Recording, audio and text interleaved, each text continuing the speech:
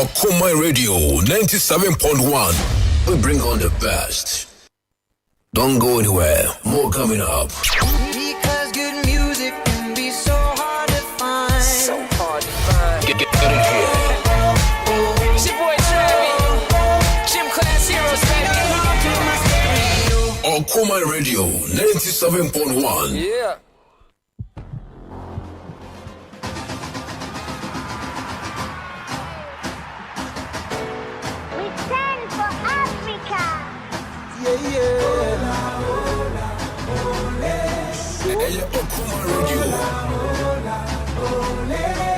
Yeah, we stand at the cradle of our fathers. We came to win, we accept no defeat. We are young, we are strong, we are champions. We gonna rise up above the sea. Africa unite. Together as one. Celebrating African ways, African loving African people. African youth, African kings and African queens. Africa, born Africa, tous. Everybody come together as one, we'll rise. Africa tonight. Sound of the line. My people know we go come. All right, Yamobi Akwaba. I'm up here, Okuma Radio 97.1. But we are to yes, Kunya. AFCON 2021 at Yankoma Swadiapa.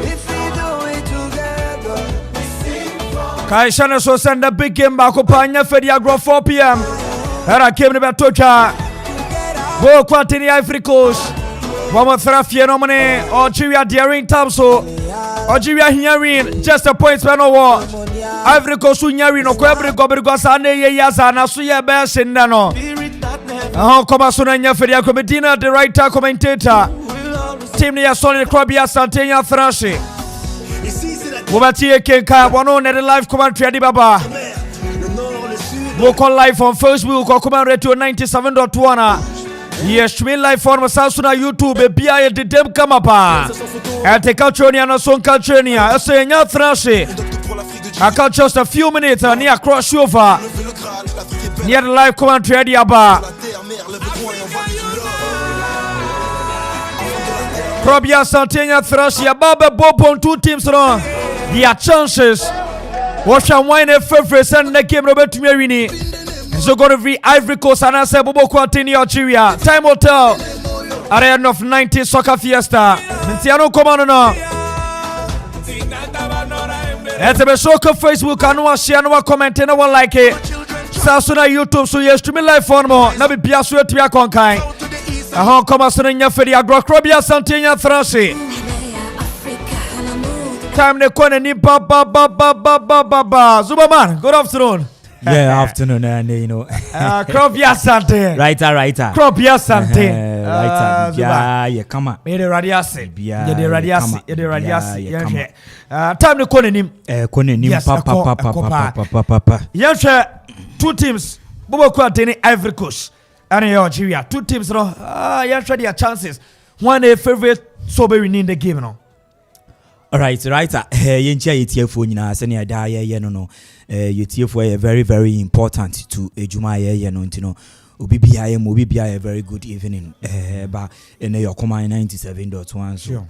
Writer. Super. Yes, and ye ball this particular group they bought the final phase of group matches, you know. Yes. A group consists of 4 teams, you know. And a year ball and so far and then we the last group games and game back one year baswa I know this particular game against any Algeria and Ivory Coast. Yes. And these two teams in Asia are not dinye papa and Ivory Coast one be in that bonnet. Okay. 4 points are already if even say one to me lose this game particular game I want to me stand a chance of qualifying due to any this third place best I to me abano any other results able to me akubuno and this particular group no uhwemu Algeria and aboka a point per any Algeria to me accumulate out of 2 games out of 6 points and also 1 point and away to me in this game Algeria cannot afford to lose this particular game. Even a draw, Krano, Womo Ekofie. And as a defending champions, though Oko competition, I said, yeah, air corner saying it here. And when we saw Algeria, after say we winning in 1992, we went to me and home and qualify from group phase. And he say this time round, we went to me and qualify. And I say record need to me a repeat, and I say history and need to me a repeating on herself. And when we say moreover, this competition, we share the last 5 editions to me akosona. Most of the times, Obia, Owini, and I say defending champions, one more performing. Okay. We the last edition in Egypt, and to me from 2006, Owini, or talk also winning in 2008, our Ghana, then 2010, and so to me, I talk also winning 3 consecutive times. Since then, no other country away to me are winning a AFCON trophy now. The subsequent tournament, and I said the following tournament, where to me exceed round of 16. Okay. No club. And Ubeshemwa starting from 2012, Zambia to me winning. Then in 2013, when to me I'm a Bob Rabia or Honomo, Nigeria winning 2013, and even after so winning in 2013, 2015 went to me and qualify. Yes. 2017 went to me and qualify. Okay. After so about 2019, and in 2015, Ivory say winning, Yenina who say on also round of 16, I know to me every mu acquire one born on home Cameroon. And so winning in 2017 and in 2019 on also round of 16, I know to me acquire, and this time round 2019 Algeria and Nigeria. And if history any numerics could be juma this time round, and I mean say Algeria and so no babe follow this history any the same pattern yenya from when 2010 to a try no you be away to me abon home after say winning trophy and this particular game o share any team Algeria games are my bonina so far no one more to me winning 9. Okay. 8 year in the Ivory Coast. Okay. Then Ivory Coast is winning 8 year more and 7 to me I draw in all competition I to me about. Okay. And we share the last 3 meetings, and I say even 4 meetings 2010 in the Algeria to me I share Ivory Coast. Okay. 3-2. Then in 2013 African Cup of Nations, and also to me able 2-2. This particular game now one more group D, and a consists of any Algeria, Ivory Coast, Togo, any Tunisia. Wow. And our group we shall for never qualify. Group I consists of Algeria, Tunisia, Togo, Ivory Coast. The 2 teams will qualify. Sir, yes. But a surprising qualification of Ivory Coast topping the group, then Togo and it also second. Tunisia and Algeria qualify. Wow. And this particular group. And Algeria lose to Togo and Tunisia and money Ivory Coast to me about then 2-2. 2015 AFCON Algeria to me Ivory Coast 3-1 and only their ACA and last edition defending champions say Algeria winning tournament knockout stages on Ivory Coast CI 2019 Egypt and 1-1 and Algeria at the penalties Ivory Coast to me fima what course Kokosia Nigeria finals one more AJ trophy this particular game yembra any game so Belmadi and papa your friend Bomel. Yes. And a local coach against an expatriate or no a head in the Ivorian national team. No. Ivory Coast and Bomel woman home and whom now one more bono Kone about 4-3-3 formation as usual and Kone and about left back any left and right Brandt your friend Ukone and Sergio Real captain of the side. The last 2 games with me are retaining the position on also a captain team Brandt your friend Eric Bayi into me starting order and Kosunu and I way to me Obabe Petina Delhi saying their last game to me injury kakra ewoniti Bayi into to me and make it one usual 3 midfield Frank Yannick Kesse, Jean-Michel Sherry and Sangari one more ane meki the only change abemu in their last game Abrantia friend Max Gradel to me abe replace Abrantia friend Wilfred Zaha this particular game and 3 front Nicolas Pepe and Sebastian Hala and Max Gradel and Jinemu Oko papa friend Belmadi and Algeria side na also a 4-2-3-1 formation and this time with me quite a number of changes because a automatic win for them and this time 4-2-3-1 or on attack Abrante friend no Ben Lively ebe strike from the left, then Abrante friend no Ben Rama ebe operate as a decoy between of Riyad Mahrez and Bellini. That number 10 rule na ye can no bebo. Mahrez on the left side, on Abrante friend no Bellini ebe switch from left to right. Okay. Then Bunuja and so that anymore the amount. Me full two of Zerakui any Benasa and I know woman so ebo elho. It's your no union sakra and Abrante friend no Bendradi in their last game to me, and I say a game against Ghana on your 40 or to me about 90 minutes, and this time with to me about Shimu or partner any Mandi. Abrante friend no Benzi Bani any ata pretty left right respectively at the team and Real Symboli legendary on also to me and make game and I say post to know at the ama Algerian side this is a gamer said they are made in Kaka and obeyed you papa and Sankro for here obviously always be over 1.5 over 1 point most of their meetings in over 18 meetings over 1.5 most of them over 1.5 to me soon and both team to score so 70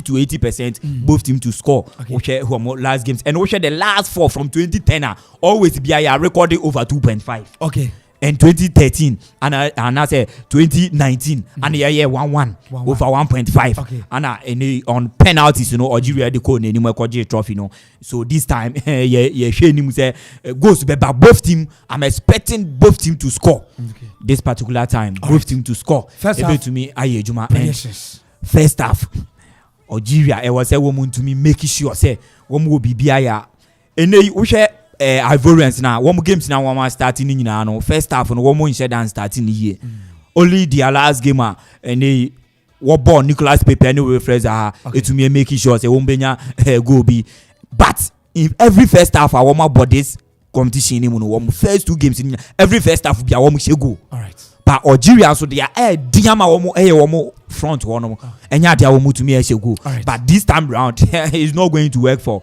any the Ivorians said they are making both teams to score in this particular game at the end of the 90 minutes, but I'm expecting Algeria to crunch the ultimate victory. Right. Now I'm to me at the qualify. But this particular first half, me share ni muso a bit to me first half draw. Okay. First half draw 0-0. Okay. It was a particular first half game. All right. Kwabia Sante and I'll say on also then cover the aba. Here crossover. Kevin started. My man, my Superman is already seated. What a Walker created message commentary. Are Babu Quati, are Ivory Coast, and Algeria, and are in terms of Facebook. Now search your common radio 97.1. Obanwa like what comment and what share. Now be as no it to me. I can get the right commentator here. AK at the able to first department of the game. Super a take over. Super a take. Okay, yeah, okay, super nyan tu yeah. Okay, super dear call.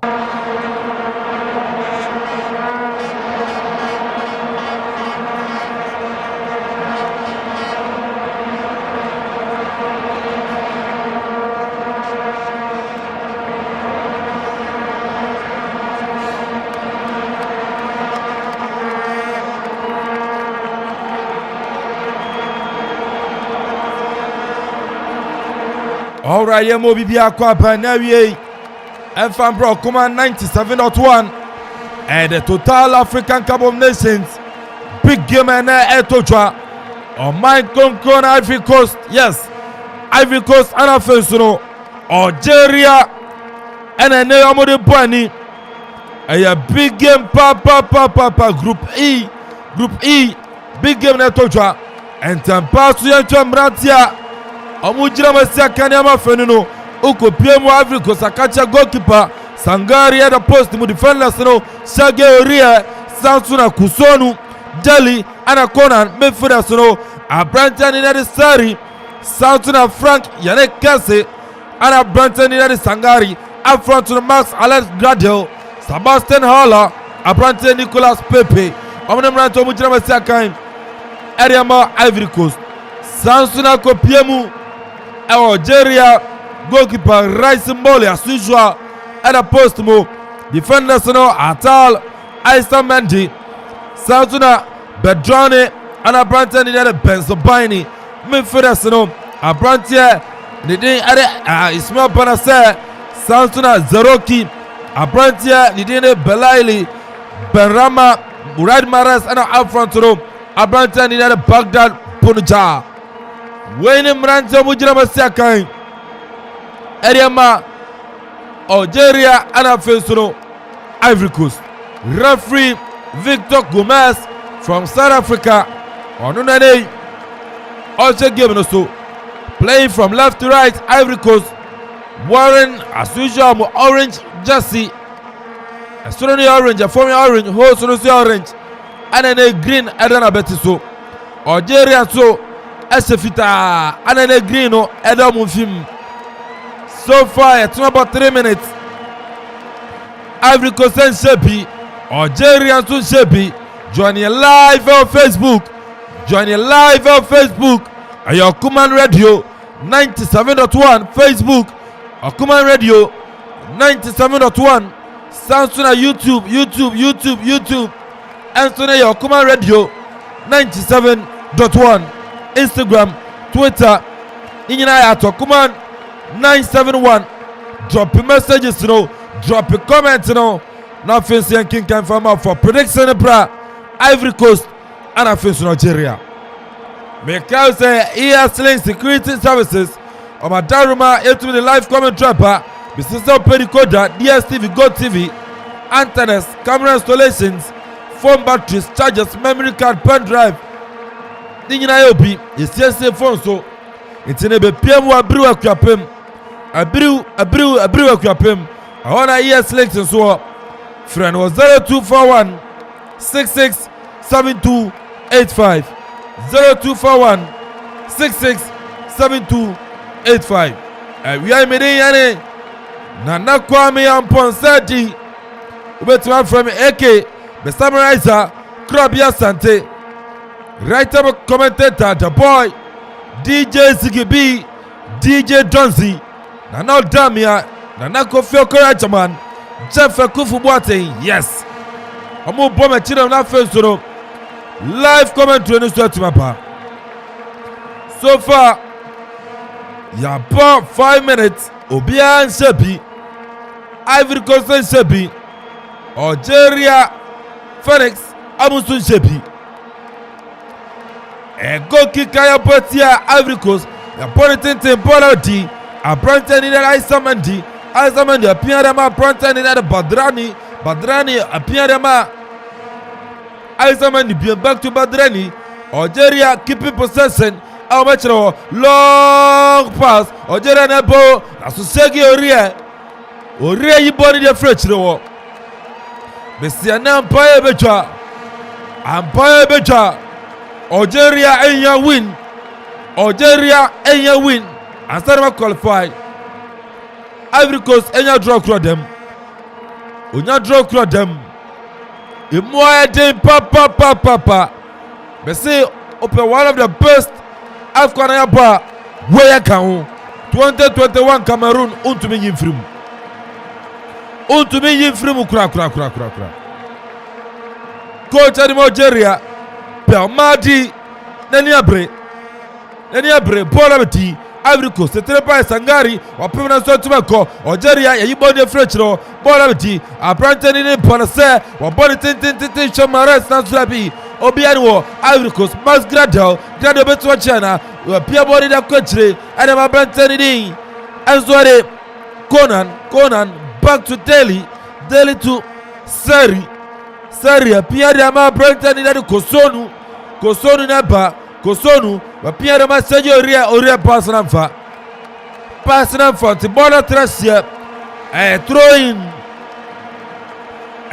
na yetu atia Ivory Coast Obaba Gina Papa B or the above Facebook or some more fire atia for so Ivory Coast Gradel na Sirabi atal wa yibo de frechro police bola be Ivory Coast corner across the Conan Ivory Coast na Sirabi Nicolas Pepe drop ya.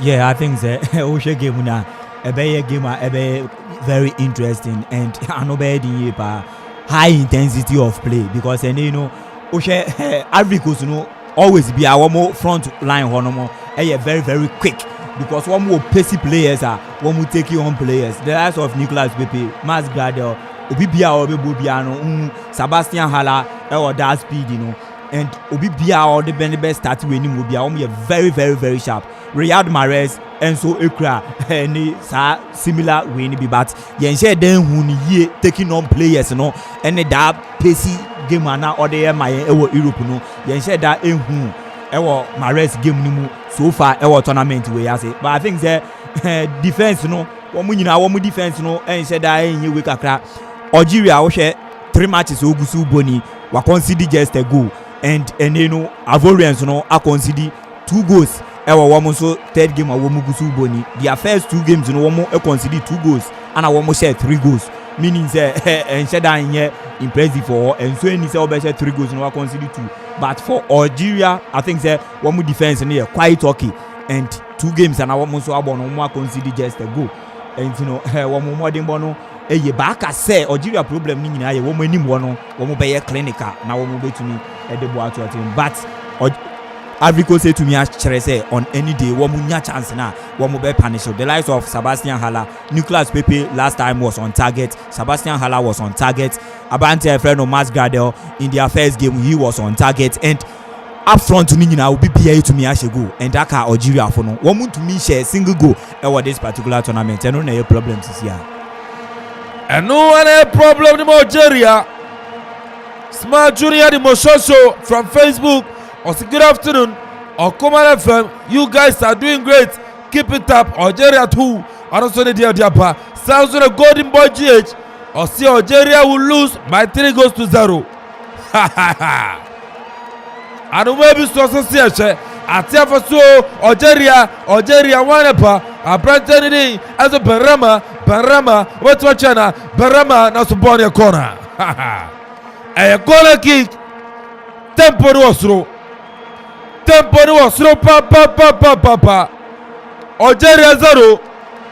Ivory Coast 0. Entire ball 1 apa. Abrante Belaili. Waposo na so ball pem. Yayi ball de French no. Ball sabedi. Algeria 4 fem. Algeria Atal wa Pierre man goalkeeper.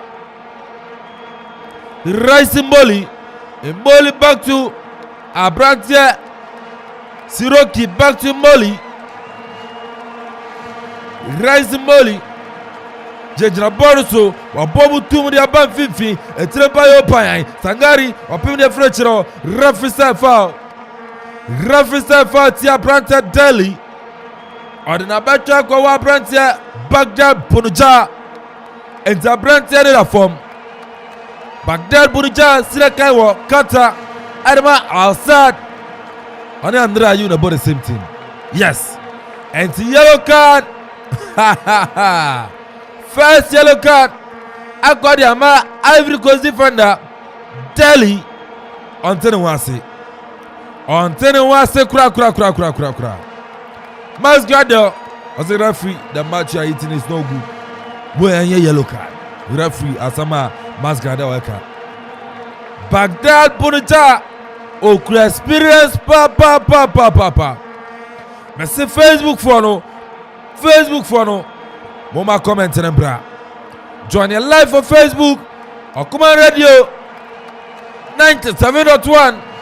Jonesy. Heavy. Jonesy heavy. It's the first yellow card in the game. According to my brand here, Delhi of Ivory Coast. Sergio Ria said the yellow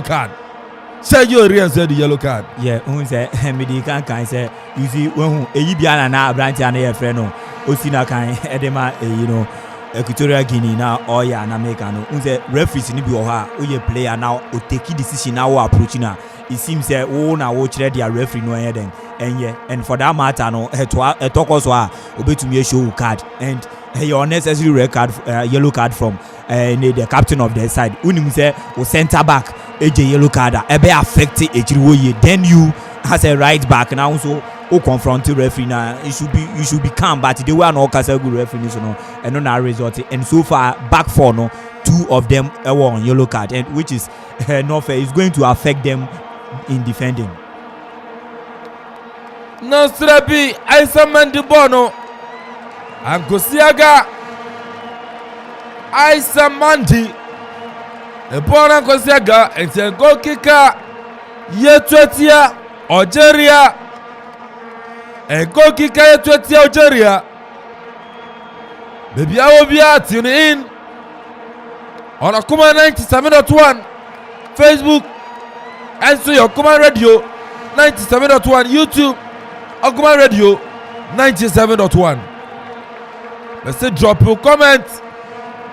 Algeria about frustrated Ivorians, Algeria frustrated Ivorians. Yeah, I think that we share this North Africans now. One more be making sure say one more be biana and they want to mean the ultimate win. And for a centre back as a Delhi, there's no way 13 minutes play. Ube me say minutes na kanina no ubetumi agba wouldn't you be as a centre back. It won't happen.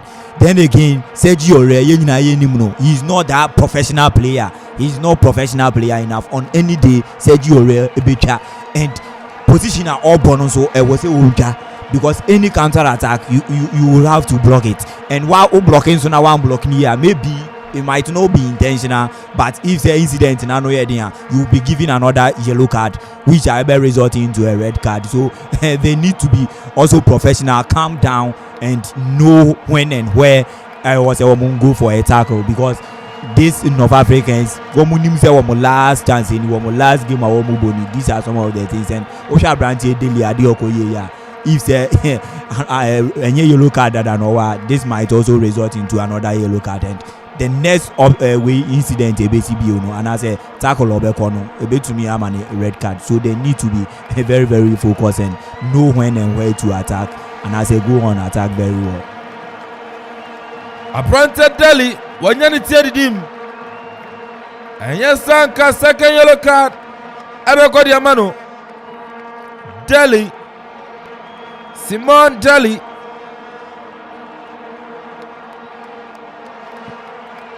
when you need him and the free kick here Ivory Coast 15 minutes Ivory Coast in Shepi Algeria Shepi Maras Nasrebi Bona Trashe Maras Abobo ni bongunu Wabobo ni bongunu and the goal kicker Yabotia Algeria,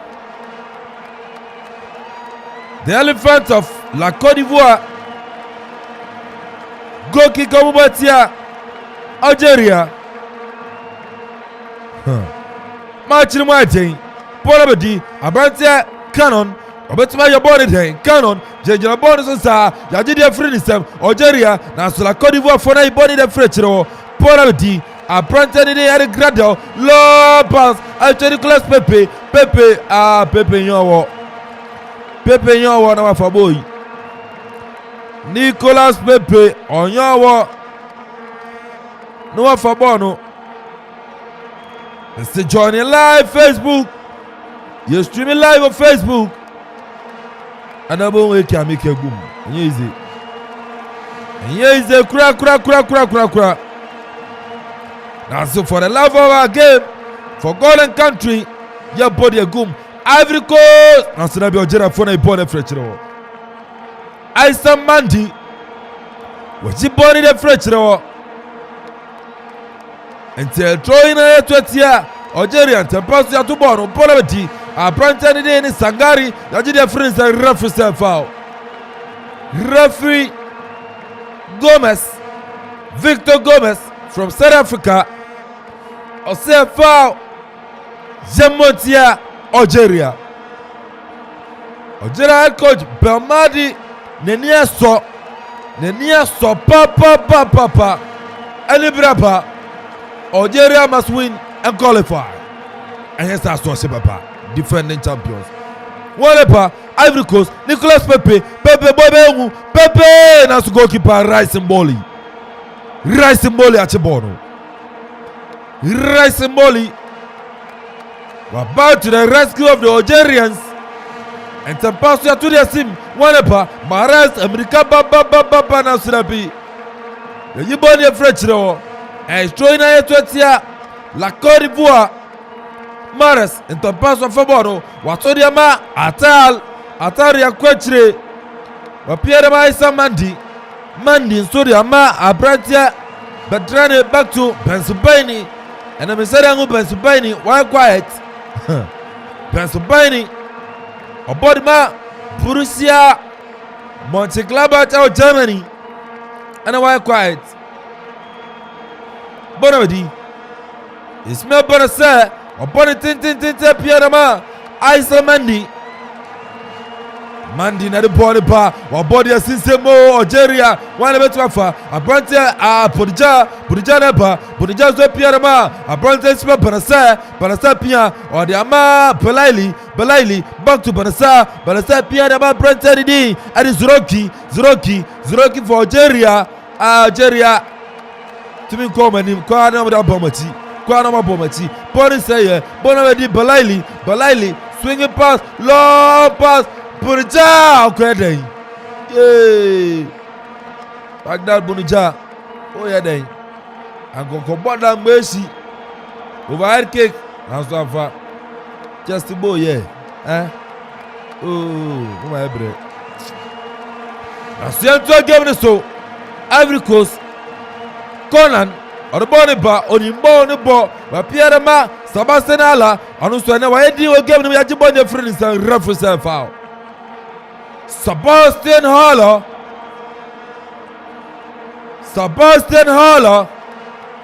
upon the bottom of Ajax Amsterdam, Holland, Holland. Yeah. Osuma papa. And the pass Ivory Coast never bono, Bonnet in Delhi na the board, but Pierre Ma printed it in. Awesome. Facebook na took on Abasa.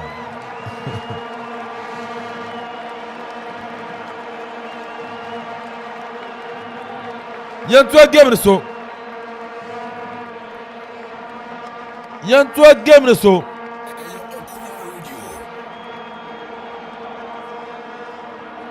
Bonabati, a Branton in the other. Barama Fa. On our 5 more and then foul.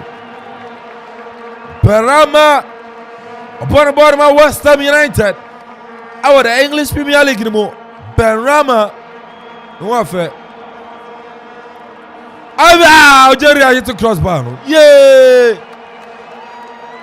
It was the 94 for advantage of Banase, Krobia. Yeah, and I think the Algerians, said the American 2 games were going to mean share go and one anymore no and I need problem because games are all so far one more ball year one more make sure say one more ball opposition new year having more of the ball create few chances but the only problem has been say one more the ball no better at him and this particular tournament are mobile especially the group phase games are all so far and no edu omunye yepa for a team to play 90 minutes near now in 180 minutes now to mean share a single goal there I think a big problem and challenge for a manager Bia who take care of this team and he has to do much about our front players say one be to me get it back to their scoring route and yes idea this particular game is only a game I will be few chances be like this now wait to me I said because it will be very hard to get such chances into the Albania piano you need to get good use of it now and say to me I'm our points if not that head to me how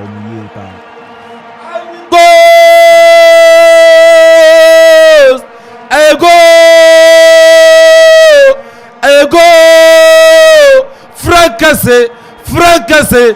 What first go to Ivory Coast? Clubian Sante. Yeah, and me gusu kana me hu say baby abo ne do na be hu say wo man hwani ya de betumi afa wo mase e hwa na me see and I didn't know to me afa wo mase no because me catch you say these are players that wo mu very good when going forward. 2 games are one about previously when we to me recorded 3 goals meaning say every game ya no wo mu share over 1 goal and what the bar na just say we be share a team onu so to me share go in 180 minutes but the last 2 games onu soon to me share a single goal there, meaning say upper hand. Then again onu ni defense and share down so good. And then the attacking so ain't you good. The attacking to me, the defense so ain't to me stop it order from scoring. So what I say, wait, and they Ivory Coast ball front 3. One out of 2 games I won one have been on the score sheet. And Abrante I friend wait to me actually go and Frank Yannick in their first game he had the opportunity to also score from the spot kicker penalty or ball and this particular time wait to me ne fourth right and wait to me actually the first goal was tournament we more the Ivory Coast and I think one more deserve it and the Algerians one man to 2 the attack chances are when you anymore Bunaja as a born ube to me a chest born you and I say even if grana ube to me calculations here because any proper striker there that born the idea I will take some of the strikers are one more ube to me take the same idea but get the target at the end of the day. One man try and this time one more to me a punish wrong. It's not easy to come back to get the equalizer alone won't be enough for you. You have to go ahead to win the ultimate game and it will be very hard. It will be very, very, very hard for them. 24 minutes, Ivory Coast 1, Algeria 0. Ivory Coast 1, Algeria 0. Emuya edindiam Algeria.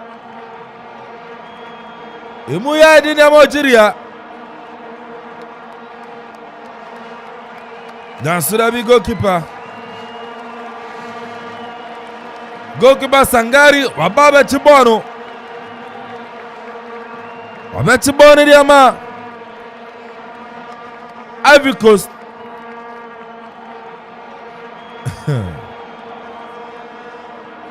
Jonas Swine, or super commentary. Join a live for Facebook.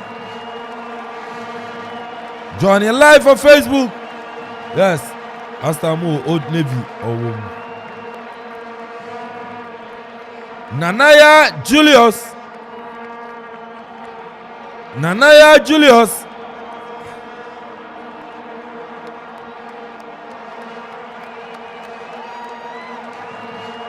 Nanaya Julius, and her birthday. And Mami will show happy birthday. Nanaya Julius. Happy birthday, confirm out. NWA. I free kick at Koreama. Ivory Coast.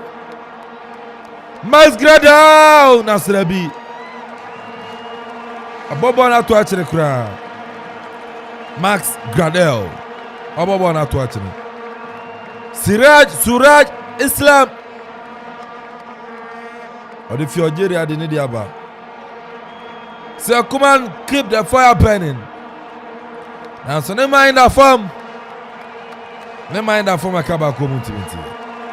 Algeria nepa, Aisa Mandi, Kraboni, Shishobi Amano, Wabalo pass, Osha, Abrantia, Belay in Asabi, Bonnie a corner kick. A corner kick about the Ivory Coast. A corner kick about the Ivory Coast.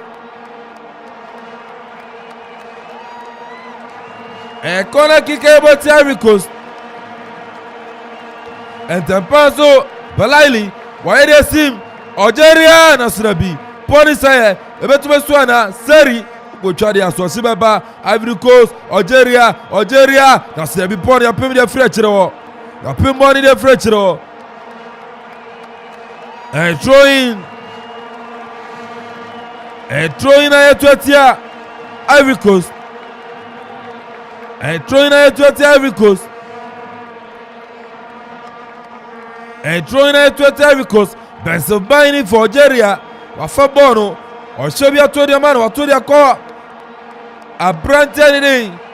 And so, Benjani, or Pierre Maisamandi, many to Maras, Maras to Belaili.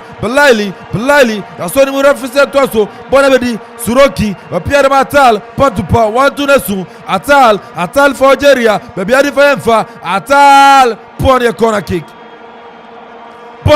kick. Press and up. Algeria putting pressure on the Ivorians.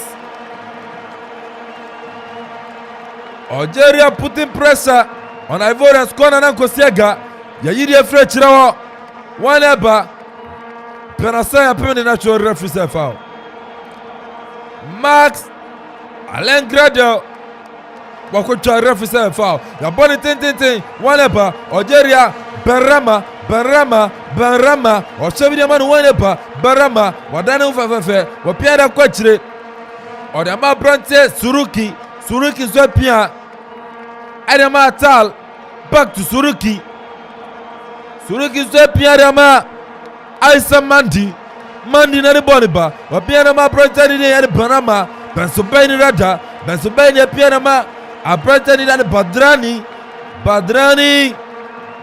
Anuzi Boniko. Wapiana ma. Suruki. Anyway, mo Suruki dia. Kwa Suzuki dia kaka. Yeah, Algeria. And so far, matches are about you go. Amun you be obechi enrem. I was expecting Tanka. Nassim Brahimi best start this game. Algeria swinging passes together. Bonabedi, Panasa, Ismail Barasa, low pass, Shabarama. Nasirabi Ibon de French on Nicolas Pepe. Beautiful defending from Nicolas Pepe. Nani Sansa. I could have born papa. Nicolas Pepe. Yaji Bon of Barama Sam. Bonabedi. Ivory Coast. And throwing a 20 year Ivory Coast. Algeria for a phenomenon abre. Panasa. We appear ya Korea Koma. Aisa Mandi appear na Suruki zo appear na Brantani. Ade Bendrani back to Branti Belali pa. Atiawa so Ivory Coast napa. Sege Oria. Appear na Brantani na Kusonu. Ya boni boom anko. Bonabedi. Banasa so the bonache. Bonabedi Sari elusu bon referee atwaso. Bonabedi Abrante Sangari back to Sonuku Abedi Conan ede boniba oda kwachire Conan onibonibo obepabara Conan onfobia yashi Frank Kase ya trying to represent to us back to Seri. Ivory Coast keeping possession. Bonabedi Sangari obetu shot. Bonaba wa piano masege already and cross nya papa. Let me kai. Already and cross. 30 minutes into play. Ivory Coast 1, Algeria 0. Krobia. Yeah, so far it's been very good football. One more ball now for a minute or two. One more try keep hold of the ball, passes, swing passes together. One more making sure say one more possess the ball and Bono at Dafem. Algerians not having more of the ball, but they are yet to create a single chance. And I say woman even a ball on target. Woman to mean ball a single shot on target. One more ball no sa pat to pass ball na fesa. But let's not forget say the way one more say this time we say one more ba woman ye pa. But they shouldn't forget say the Ivorians pacey players. Max Gradel, Nicolas Pepe on any day they were defenders ba woman ni mu no one more encheni ye. E betumi akose one more problem because these are players are one-on-one, they will take you on, they will dribble you, and one more there, another go ever count. So, as I say, one more fight, say one more beba woman, they should also be reminded, say one more should be intact, and they should be aware of this pacing nature of the Ivorians attack, and one more very, very, very sharp, and one more share on any day, one more take you on. Look at one more defense setup, they will be under pressure, and they have to also look at that position very well. It's never late yet, and second half football in the space of a minute or two goes to the football to me. So they should just protect say one more anti-saka way within this first half, they wouldn't allow the Ivorians to also attack them more because one-on-one chance biana, it will be very hard for any one defense to any counter off. Then I want another goal to me, so they need to be very, very much aware of Ivorians attacking. And now crop ya Sante. So far, you have bought 33 minutes. Ivory Coast 1, Algeria 1. Associate Algeria for Kate. Abrante referee in front of Chen Danukum. Sorry, yes, Chen Danukum bit me prayer. I know you could chin for Coco so I prayer. Now, so I tell for so Algeria, yeah, above is a referee foul. Above is a referee foul. Algeria, you're careful. Algeria, you're careful. One is side red to the anchor. Now, Super Sibananka, I'm so called the dressing room. ES Link Security Services. Decoder Naba. Decoder Aba. DSTV, Go TV. Don't in a corner, Yana. Wakasa versus South. Decoder Snapper, Go TV, DSTV. Mansanka Audio. ES Links. Friend 0241. Algeria Kwajibo we saying. Yeah, sir. Mufrima mwana maye. Mwana mayo. Mwana maye. Wedia mwana maye. Algeria. Mufrima mwana maye. Chances ebe. Belaili bo ipa. Who controls and crop ya? One. Who controls and? Wedia mufrima mwana mayo. Wana maye. Yantwa game no so. Bonabedi. Pendrane. For Algeria. Bapianama. Aisa Mandi. Mandi na the body bar. Bapianama Branton ni. Ade Pendrane. Onuza Pianama.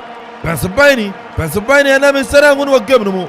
But I might spot Banasa back to Bedrane, Chichovidiaman, wine up, Algeria back to Banasa in Sabakum. So, but to our pass of Pianama, Pennsylvania, or they are quite ready. Ama, a Branton, Ade Bedrane, long pass of Pianama Brantier, Isa Mandi. Hey, Mandi. Mandi. Adama Bedrani, Algeria. Yeah, I want to tell. Bonodi, Balaili, Chichawana, Branton, Benrama. In fact, so Algeria Ben Sachabe Benrama. And the pass your ball, Balaili, Algeria. Police Mares, 80 box room, La Côte d'Ivoire, Ohuru, Mares, yeah, inside out, Mares, you born the future. Pass your vision of Mares. Bim, you the future. Ivory Coast, Atia Faso, Nicolas Pepe, Waba pass, Frank Cassinaba, on the double pass, now so there be Amfa. Rice Simboli, and more rice. And more about Chibono.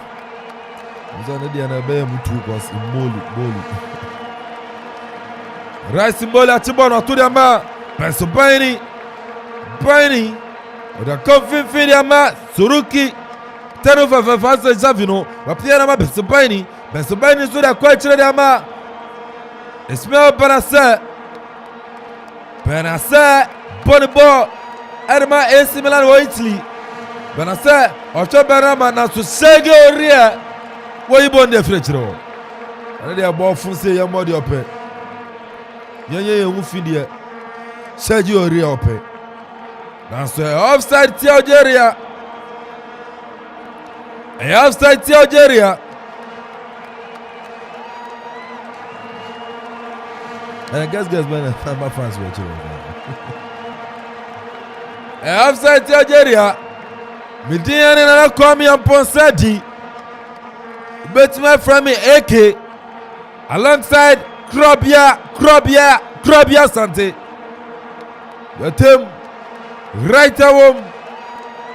Hey, Gassy, Omutemu. Bonabdi, Abrantia, referee Victor Gomez was set out to Algeria.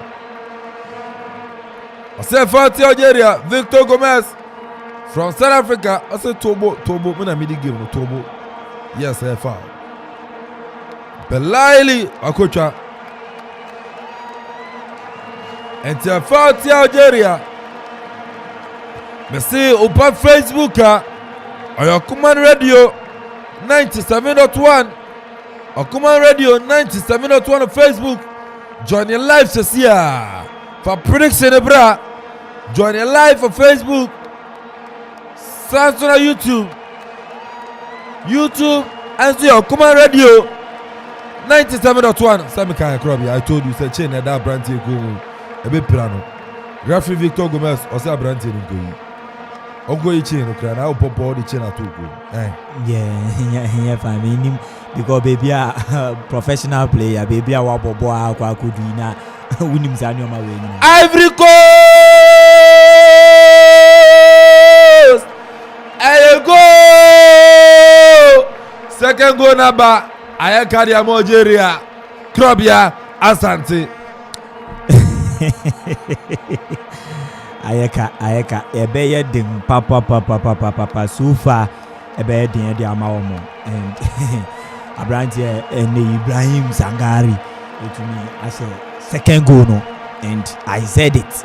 So one sheni this very first half they should do all they could say one will protect the only goal and sana first half need to me because with Ivorian players here we way and Algerians you to me show say one way to no enya dia then Algeria for need to me actually say one defense no enye omu bibia organization at the back shimfa and check first goal no be the way by then this set piece check it the way do box no the arrangement the organization of any Algerians one more or defense no very poor and one way to me show again and again and again third consecutive times the last 3 games are one more ball one more group stage no similar in a situation one to me finding solution one to me solve the defense any attack said the eternal and this particular game na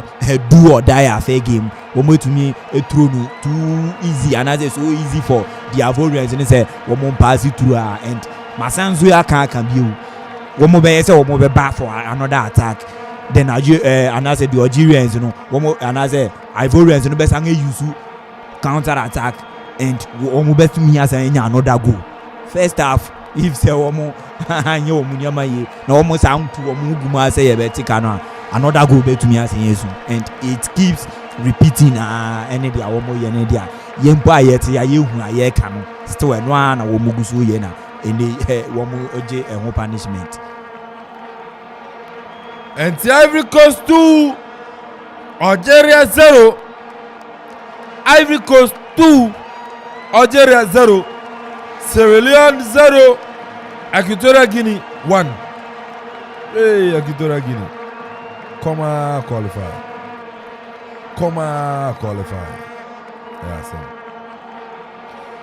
Sam de Algeria. Diego Anissa. Asana Kwabna. Jaba, I say Amoji live from Doma Hinkro. Hey, watch it.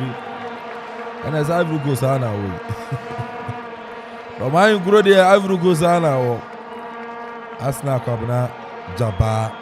Also share live from Doma Hinkro. Doma form what's saying? Doma Hinkro. 42 minutes. Ivory Coast 2, Algeria 0. Defending champion Mukofi. Mapa tournament 3 matches defending champion Manchego. Ghana for Monkasi Momoyo Monya Massa. Fatia Ivory Coast. Abrante Belaili yɛtwa de no ahwe hɔ. Yɛtwa de no atwɔ nti referee sɛ foul. Victor Gomez. Fatia Ivory Coast. Na by force Mares no ball bi so bu.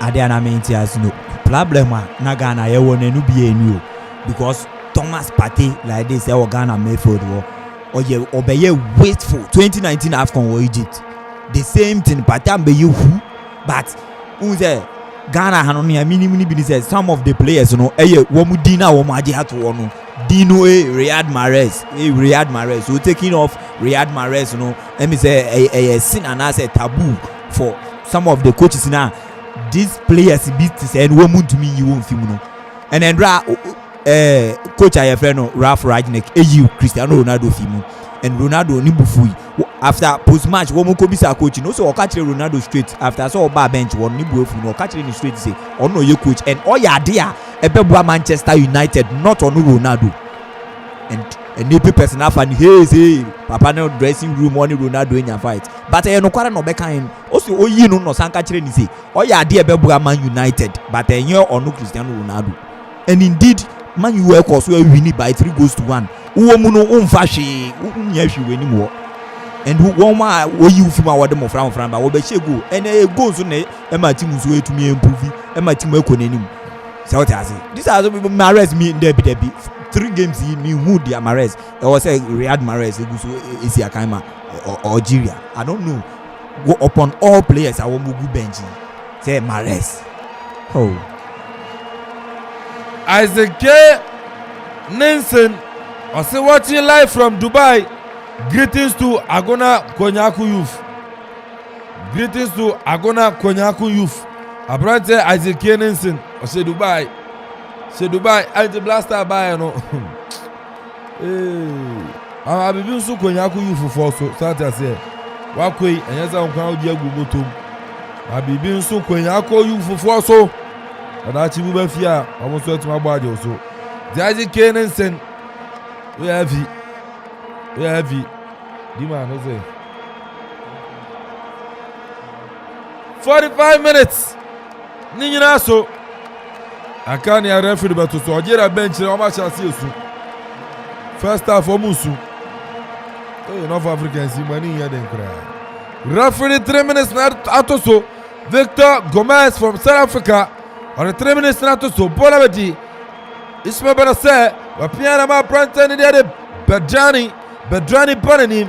Bedrani. Wapiana ma Benasser back to Bedrani. Bedrani apiana ma Brante Isa Mandi so apiana ma Atal and no who's here Atal and who's so bona bedi Suruki the minim the ten coach the ball Suruki so I can't get Suzuki bona bedi Mahrez wapiana ma Brante Belaili Napa Belaili and now yeah Groka Credit Algeria and so fire yeah Ivory Coast ni na ni braba o twa no nyonkumpo na wo Algeria ni we try Paul Abedi Algeria back to Belaili na maisa Ismail Benasser o de piana ma Belaili so piana ma Atal Mahrez rather ya twa Mahrez referee say ya twa game no so Atal for Algeria Atal ya twa na show referee say play must continue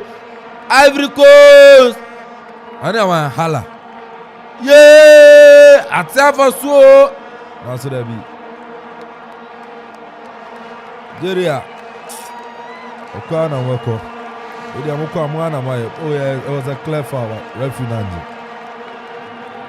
Algeria mwana maye Wedia mwana maye Algeria mwana mayu 3 minutes a referee de toso no ya bomu mienu akabako throwing ya to ma seri for Ivory Coast ne word papa seri apori ma Fulham enkan bi atwam ko piemu ewa Turkey Ekobo Arima Galatasaray Patene Wasamba Fulham Ebo Jean Michel Seri Abrebina Basso for near the Penham Basso and a bob 1 year's time. Abranti only yellow Canada. No child rough sir. 3 minutes are referred to Srakakumabina Ason Polabedi Pennsylvania back to Suruki in the I say you know. Sono. Bonabedi Bedrani referee Victor Gomez Wabana Bang your Freddy Canina Bonavier Algeria bench now more ball. Yay! I can't say any. And at the end of the first 45 minutes, Algeria 0, Ivory Coast 2. Midian and Aquamian Ponsedi. Bijamo de Amar Writer.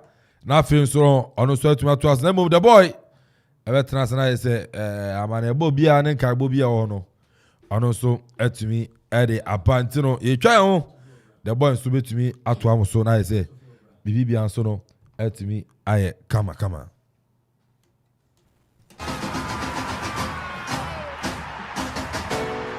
stand for Africa. And you know, my mother boy and I say, yeah, and I say the boy. And so to my care, good night. The boy. Why are they? I just say, North Africans, no, Buga, Mudi, or Bomuno. Ɛno na aso aba wɔ ha no ha se kpɔbɔ bɔɔra wo de ne kɔ hyɛ asese aso akura bi na wabɔ no enum ɛso mfa so no manya wie yi no hwɛ writer ɛyɛ ayi Nigeria ekura team mako mmiɛnsa 3 mo kɔ African Cup no mo kura Milo a spy. The boy, and any announcement. Spy. The boy. Ana Modiaba. Mushani Nigeria for ye. Na Algeria for no. Milika Kacha said last time on African Cup no. No money naso. Omuna ntenten no answer and na omushe umita no. Eni omuchire. The writer. Super. Mami Fengu. Na ye kwa no Regeness Hotel. Come again? Regeness Hotel. Ewo edukrom akuapem na wada Roma okopem mu Regeness Hotel a dan kura ahodo mu ofe na emutija ana wo som adehye ewo ho wo executive rooms, train rooms, deluxe rooms, standard rooms, economy rooms, swimming pool chese nsuo no emfa nipa tumi dware bia na chese ho ayo form na de nyina tumi kama afi wo conference room as en sore ne nyuma ko nyina betwe conference ho restaurant aduane a ye de nsam enu di friend akaw and di upa akaw ni bia betwe nya a restaurant wo aduane ba papa ewo ye Regeness Hotel odukrom akuapem 0244 3373 0244 3373 and numbers ya betwe dia frɛ ye Regeness Hotel say ye dan bi na opa dem why wedding awie honeymoon ebutumi akọ enjoy yourself ho no kama mo amon yes right amon so no so mo de ho no mabutumi akọ gimoni na de nyina atumi aka kama de mo amon ware kwa na mo gimoni a aya na chese champion pa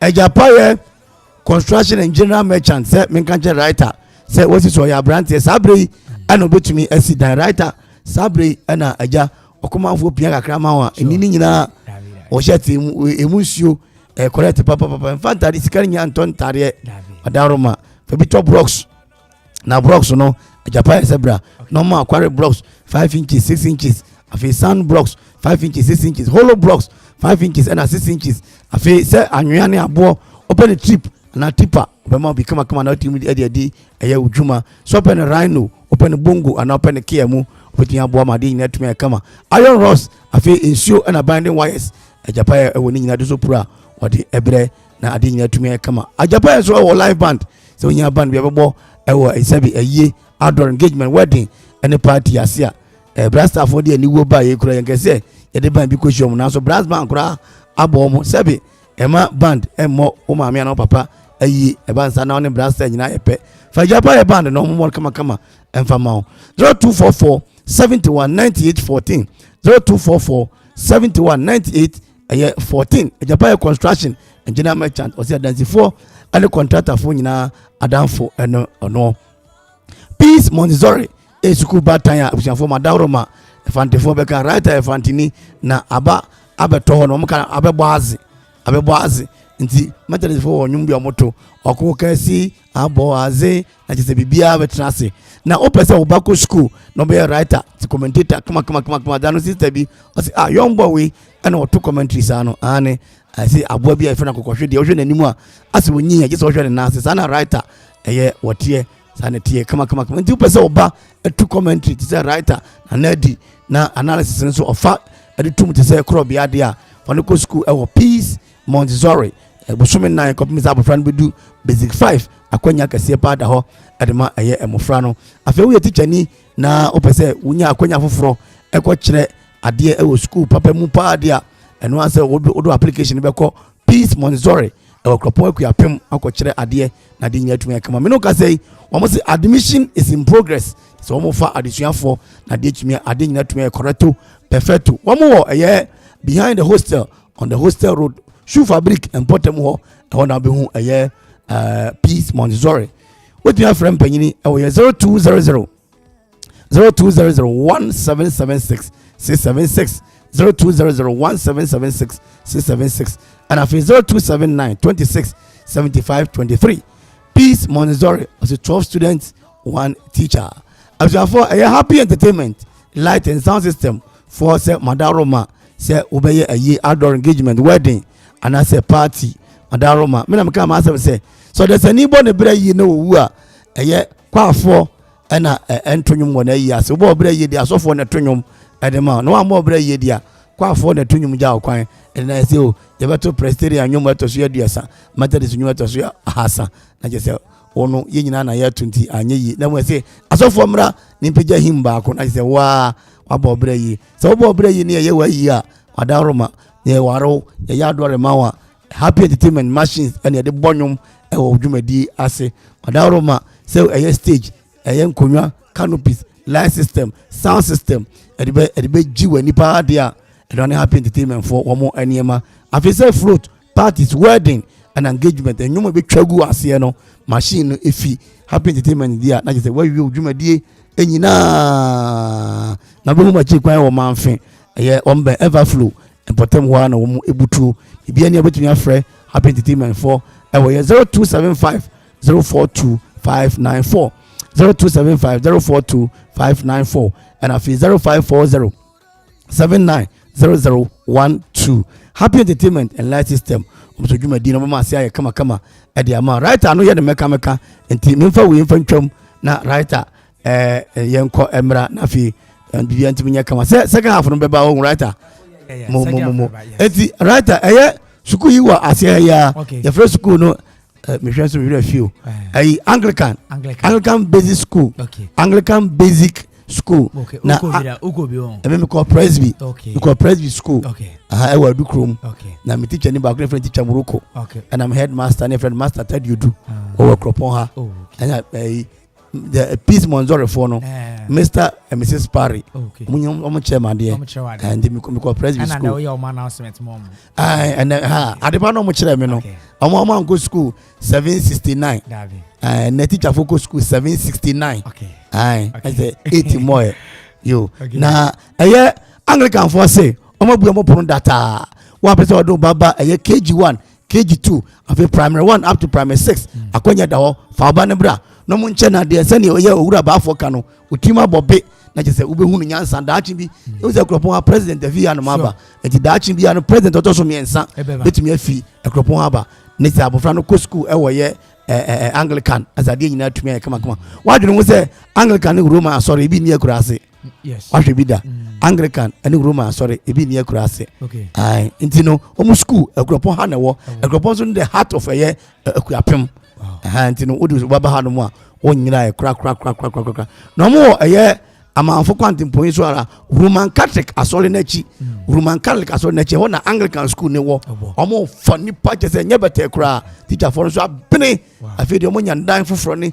nkonwa foforɔ kora ɔmo de bɛkyerɛ adeɛ 0240 53 58 14 0240 53 58 14 omodi anafa aba no ko Anglican school no na abofra no benyi ayopa bene pa writer em say Don Pablo na BBC na na di ho nti una na si ne ho no shakes no virgin Snow White no okay nti na di na wonum Don Pablo pap wamo virgin Snow White shake na wonum and nti wo pa bia no mo mango carrot and ginger shake benya bi Don Pablo pap afi mixed fruit shake benya bi so Don Pablo pap carrot mango and nina shake benya bi so ho no mo na wanom mango shake banana shake strawberry shake benya bi ye Don Pablo aso na wanom na bibia tumi kama afi mo wine ahodo nyina 8 p.m. Baileys Jack Daniels nyina na ebi ho no mo so it's Manchester City omo wine yes Manchester City omo wine yes on say dia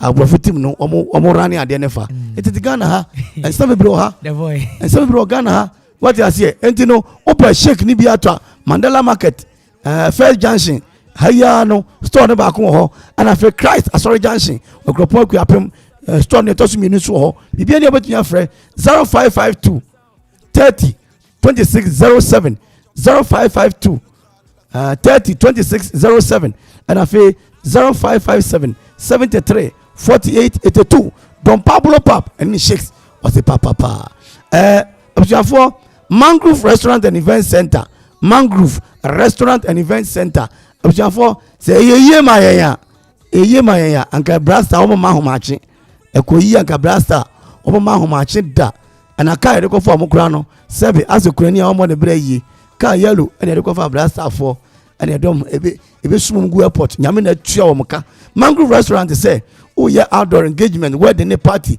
na fa ye di amawa brana so ye na be reception wo hono mo omo bia ya kakraka mienu a say oh yeah reception a ombe mawo no de di udwuma afi wo mu akokɔ enensa a je say writer e to adi ane so a e cover bibibia e cover bibibia na tibia tumi kama afi prokunam ne ya noa na ya ho na ya che pacho ukodu hono mo a mama obi afi wo say jazz music and classical music omo bo ukuada ni fie da bia live band so to etuatua hwehwe Mangrove Restaurant and Event Center chikwan wo ye mampo akuapim Anglican kwantempo no so police station kwan no so ada edwa no kwan no so bibia ni afrem panyifo 0243 27 75 76 Mangrove Restaurant and Event Center was an event center with a class writer Manuesi say yes and the obey eno de no yes and I say ES Links Security Service ES Links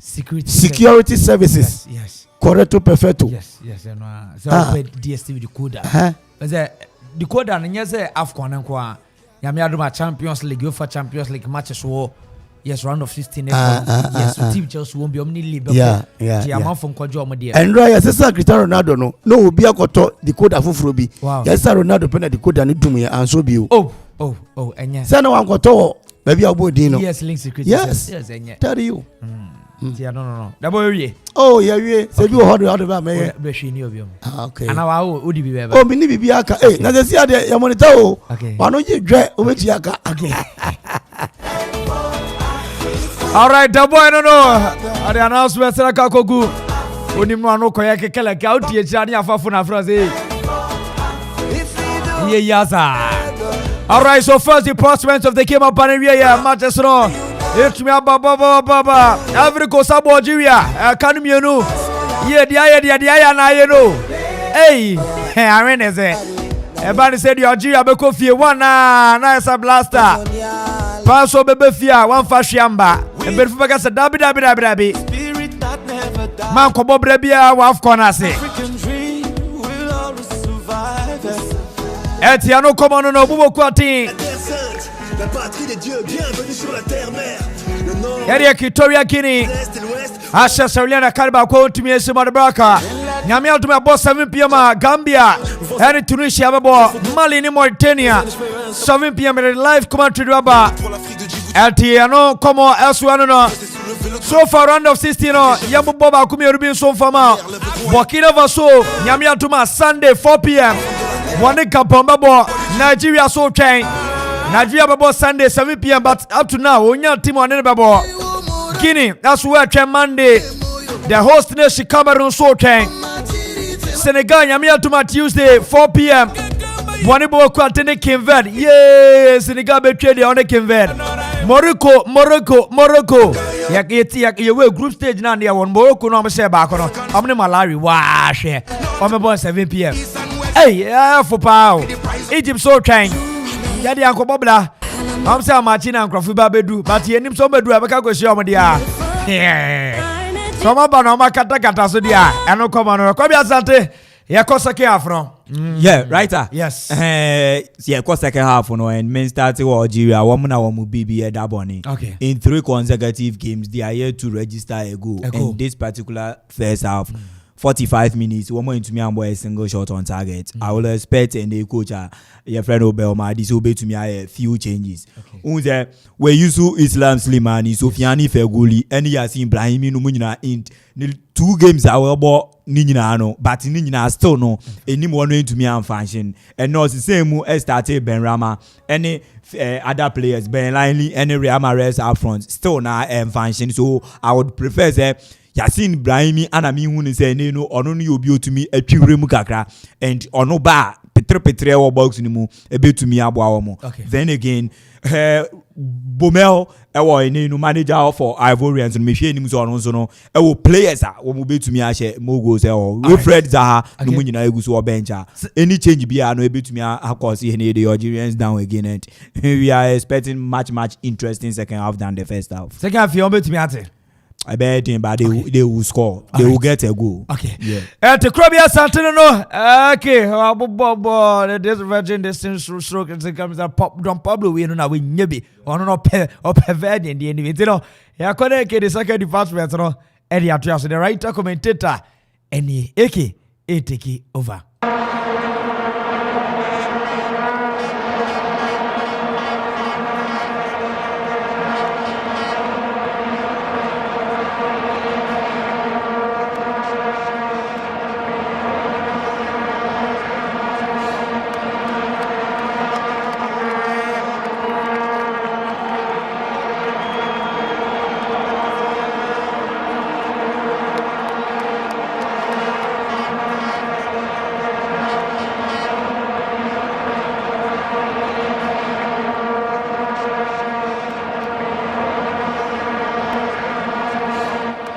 Yes, I'm Moby Biakwaba, bien Fambro, Kuma 97.1.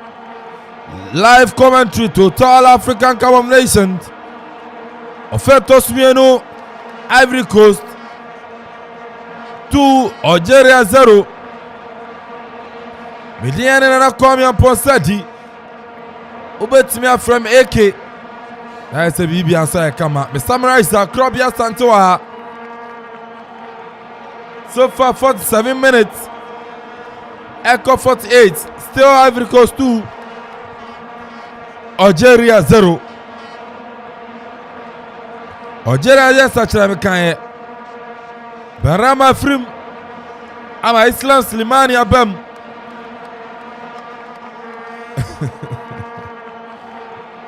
Barama Frim ama Islam Slimani wabem. Free kick by Algeria. Ivory Coast for them. Coach Belmadi for Algeria. I'm telling you what I say. The Empire ball Bonamiji. Algeria na say born the French or 35 Ivory Coast. Wa Pierre Sangari. Sangari Rama Nicolas Pepe Achibako, Wasachimino Pierre Sangari, Sangari Swatch, Piatue, Pierre Sergio Ria, Onoso Pache, Patupa, Wantunasu, Sergio Ria, Ivory Coast. Nasuboni Sayer, Mas Gradel, Fanafaso, Anafaso, Mas Gradel, cross the Begu, while crossing Yaide Fretcher. Yayibon de Fretcher, Slimani America Baba, what's one for Ponabadi Delhi. Wapiera kwa chere command goalkeeper Sangari Anutu amasu pum Asai Samandi Wapia za kwa idea mwenye film Okra ba ase ayi Kia Amerika biutu Bona bedi Masgrada na so twena fa bona trese throwing. Attacking throwing etia Algeria. Attacking throwing etia Algeria. They say join you live on Facebook. Ayo Kuman Radio 97.1 Stage Area.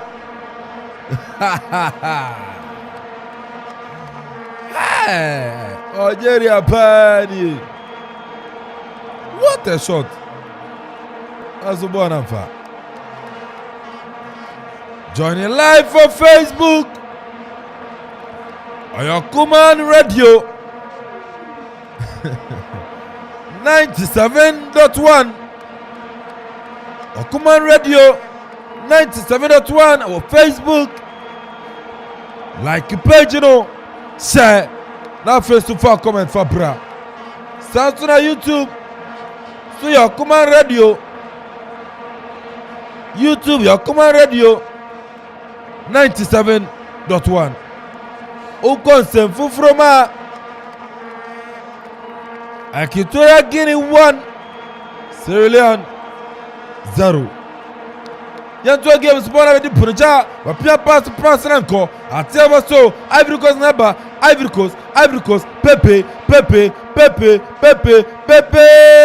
Ivory Coast, Boris there, Pepe, no slab goalkeeper Rising Bolly. Krabia Asante. Yeah, Ivorians in total control of the game, and this very second half there, one more extra in the first half, one more ball game no as if say if you know one more play, one more point, and I say one more 1 point be one more here 3 points there can one more qualify, but in all already no one more 4 points are if the anchor one more to me lose game way ground, they stand a chance of qualifying, but one more kumim and they are playing this way because of history behind Womone and the Algerians, you know, Womushia, and as I said, these are teams that Womushia be and both teams try to score. Then Yenya over 2 goals to me Ebemu and modern Womo Bono, Womonso Ekai just 2 to 3 years in 2019. Obekai and Egypt 2019. Womo Bo 1 Algeria, you Womu Frimu, our knockout phase. Womo de Toko, so I got a trophy. I think that we know a history behind, and we had these players and our Munano 2019 now more Ivorian teams, you know, respectively in the Algerian teams.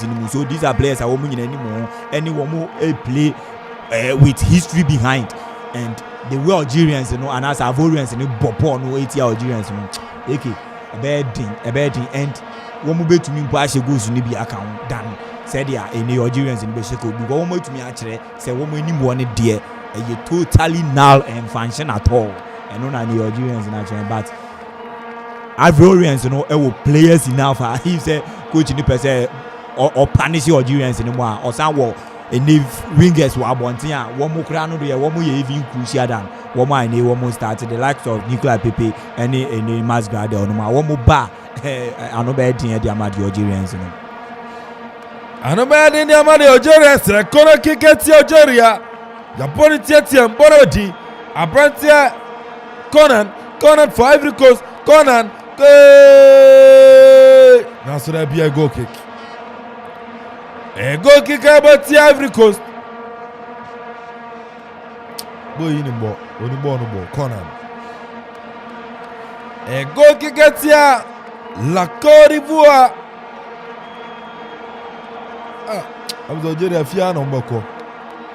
Fiano Mboko was born on one and so in the crowd. Ivory Coast. A match less than Fioma Mediagro. A match less than a Fioma Mediagro. Ivory Coast number Nicolas Pepe or Damien Bengu. Pepe! And you go! 3-0. Krabia Sante. Okay. Yeah, as a film, say baby, you do need there. I know I did. Nicolas Pepe, to me as I should go. And the last game, we had 2 games I was starting in now. To me, I should go. The last game against Sierra Leone, to me, I should go. And this particular game, to me, I should go. First game, when Nyakunya and started, Obemu, the ball 15 minutes be, but the modern ball for the Ivorians, you know, our group stages match, you know, wa born humodingi papa hey no waka all the second third goal no to me account. We didn't catch us. You see, we share defense one obi bia anywhere because one mu nyina no because one more ka no and me di kan crans na ye be first half no and ye be him as can say one more anhwe nie na one more ye ma bi so ye push more men forward na ya kwa akote ye nka na be to say Ghana di ni bi time ye left and right back nyina fi mu say ye the attackers be gu mu say ye ngatika ne de ye be to the third goal account and eno na eno no Algerians you know exhibit wa ha no say one more pushy for the equalizer. One more pushy say and they who be to me at and by the can catch us the pacing nature of the Ivorians front thing. It will be very difficult say when they take you on who be to me counter them.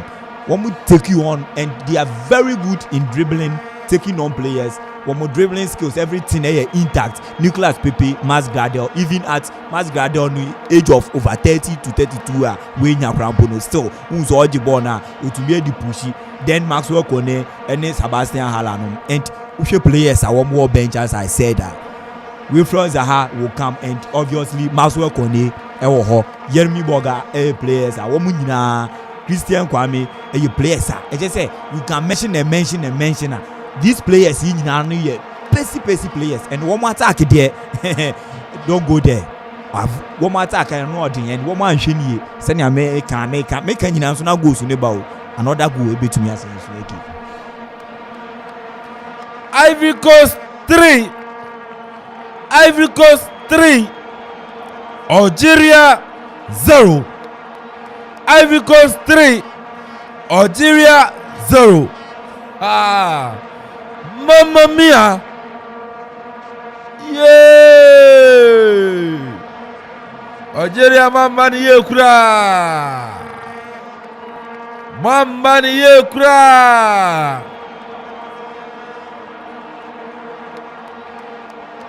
O man crofo bi de omo ba tutu ye. Ya mo fa mo tutu obi mo. Na Ivory Coast na acha ne 3, u Comoros na acha o 3. Pon Algeria, Mahrez, Wapia, Mahrez, Belaili, say ya. Oh, you quite him. Hey, referee didn't say our form. A penalty. Say referee had penalty the red card. Cause I granted Delhi.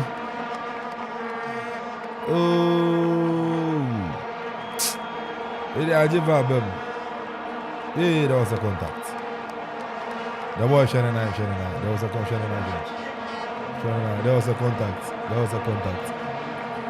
a contact. Abranti made to the red card. Because our yellow card at that. So referee man yellow card the other is a red card. Into a penalty to Algeria. A penalty to Algeria. Hey, Algeria you have 4 goals. We have 4 goals. Mahrez cover ball no. Mahrez they have a penalty. I mean, you need this.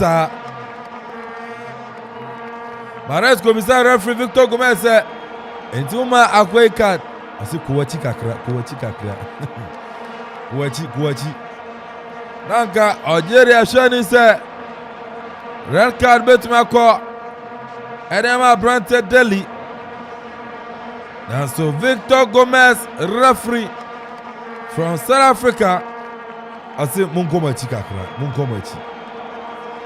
Masgrada, I don't play my penalty now.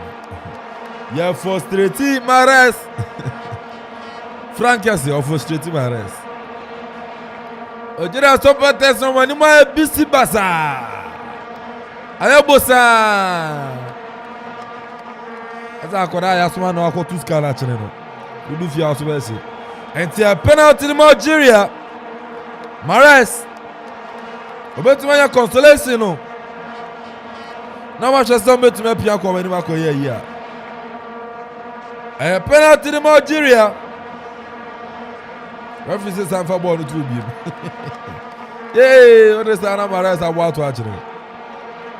Abrene so kwa na ko 60 minutes.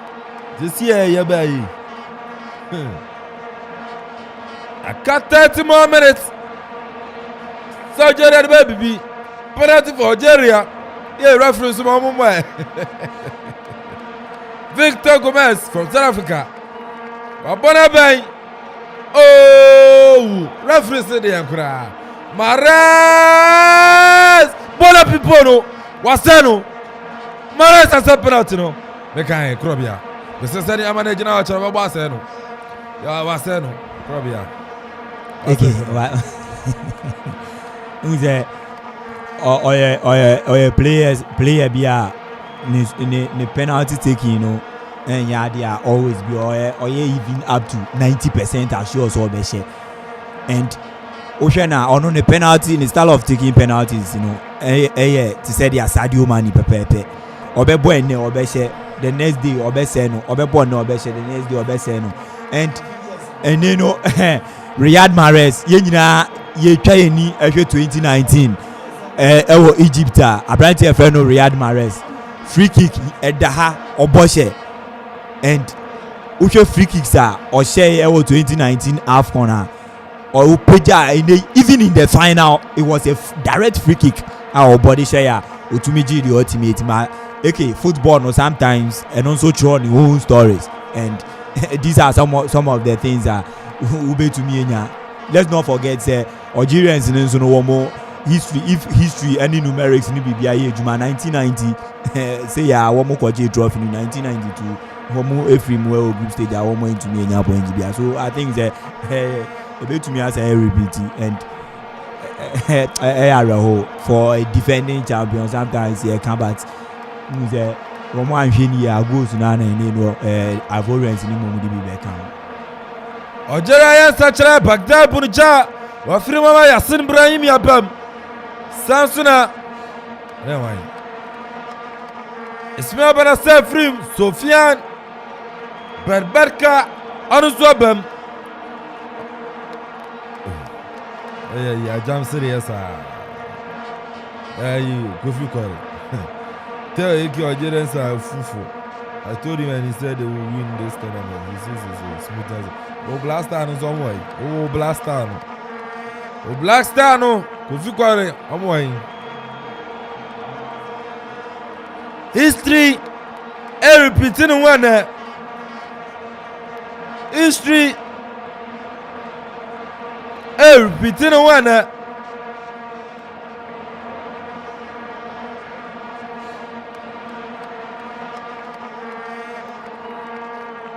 Algeria in the year 1990 AGF Kono Ebaye in 1992 group stages to crown qualifying free. Say it is a history by repeating what here in 2019 a winning cup no 2022 at Faso and then 3 matches on my ball, 1 single goal cry. Algeria to me say 1 point number 1. Algeria Kofian sir. They wanna chill with the big boss. Equatorial Guinea still leading by 1 goal to 0. Equatorial Guinea. Ana go share ayi. Ujaf. Salvador. Kobasa. Ivory Coast number Mas Gradel wa cross ball no na sura be obiani wo. Hey. To wa se on pe.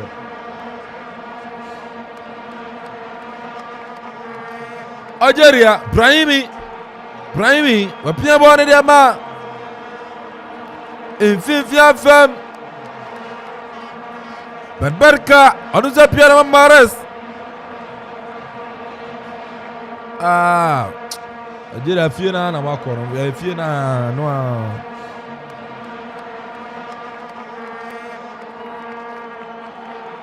fie na mbako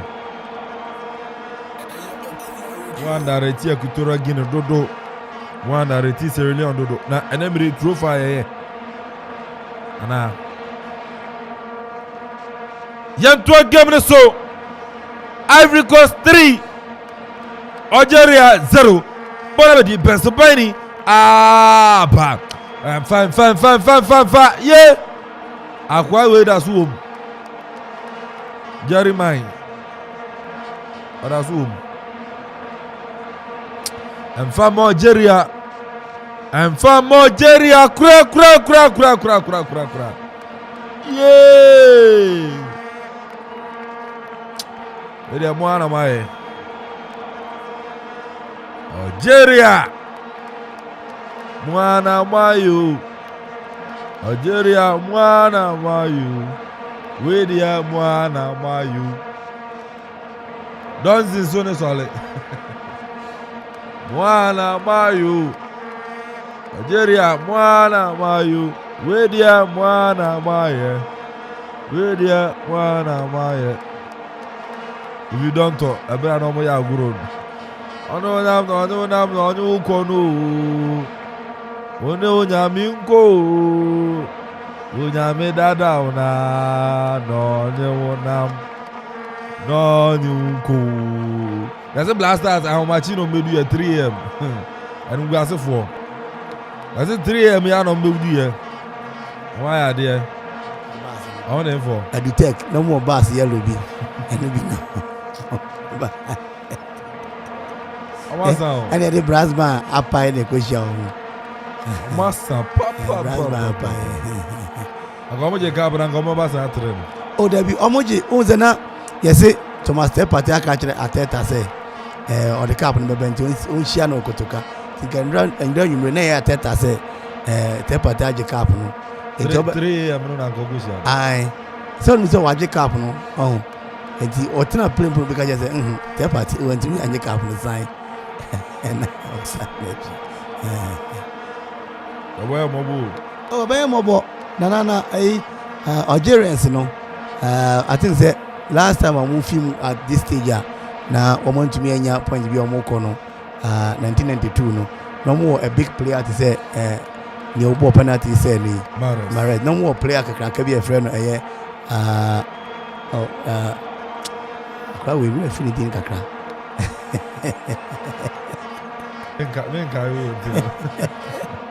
Oh, big player. Also, Obakaya, or say penalties at the dire embers of the game.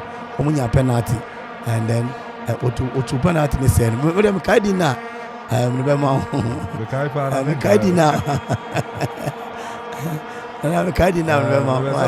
He's one of the finest players on the planet Earth for Algerians, you know. Also to penalty, yes, I think this African Cup, you know, history it is repeating itself. Oshe Kwaya Ghana for a fast will lose to Comoros now. You be penalty. Then that's happened at in Ivory Coast beating I think by 1, and I will just no almost no much and now Ivory Coast no more or no more rubber magic on to penalty SNS and you know African Cup we never be brave ever Ghana no cry on say because in the first half corner so no few group stage 2006 the first half corner after any Ghana Zimbabwe no few group stage and I will so you pay Ket Ket so first half Ket in the first half corner this year and the dear the money or Rekatekueke Oba what in some more kicker. Oh, what's that? I know grant interview or station back was none yeah. Chairman go share Ministry of Youth and Sports. Oh, Chanyamia Doma, Obakushiano.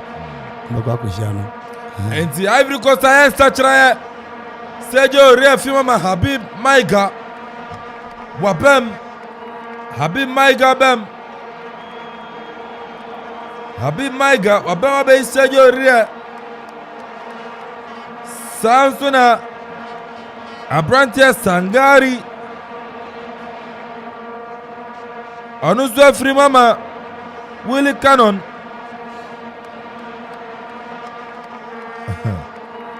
Willie Cannon Swabem Delhi and Swafrimu Ama Abrantia and the Seri die and Swabem Gabi Kusa such a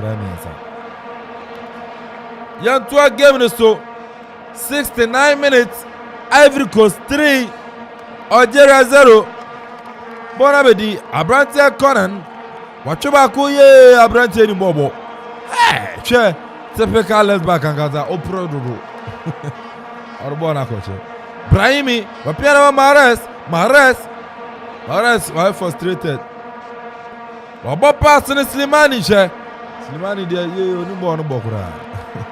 Atia Faso, Ivory Coast. There's too many national referees foul. There's too many national referees foul. A foul to Algeria. A foul to Algeria. Hey, Pepe Uma, so a foul to Algeria. Akofa. Baby, I born it and Nicolas Pepe. Oboni ya swasi baba. Baby, I born it and and I'm on my miensa. Now we Algeria for boxing him. Almost have been cool. I go in any sense. Nicolas Pepe. So far, was 2 goals. Our tournament team. I am free kick. Pepe! Nasrebi. Yay! Our guys are about to actually. Nenisa. Share. Yay! Pepe! I want in your crowd in the film. Yay! I couldn't have a bonnet. Algeria Napa, Bonaji, Abrante Belaili, Jibon on Peso Pass to cry. Yay! The yellow card. Okay. Ivory Coast Akocha, Maiga, Bamukron, who may have a yellow card. Maiga for Ivory Coast with the yellow card. She, Algeria for no Kubon. Yasim Rahim is a mabo, Belail is a mabo, and Slimani Duru as Muvamra. Mumuna Samu and somebody and a Macono, Boko Kumbo, penalty crowd about to watch in Africa. Penalty will be in you when you know about to actually a free kick. And the free kick in Algeria. The Phoenix Abrantia. Hala into the Abayo. Sangari Wayano War Tiamwa. Belaili for Algeria. Ojinu two. Belaili.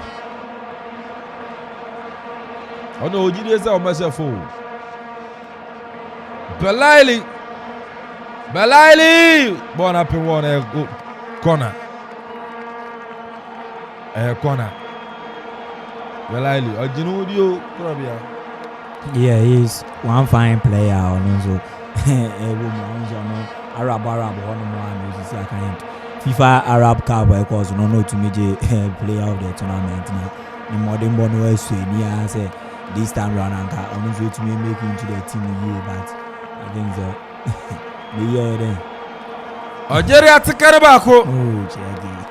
Hey, what's a penalty? I come right back. Yeah, miss a penalty. I go. Maras because yeah, miss a penalty. I got 3-2. Algeria to Carabako. Algeria to Carabako.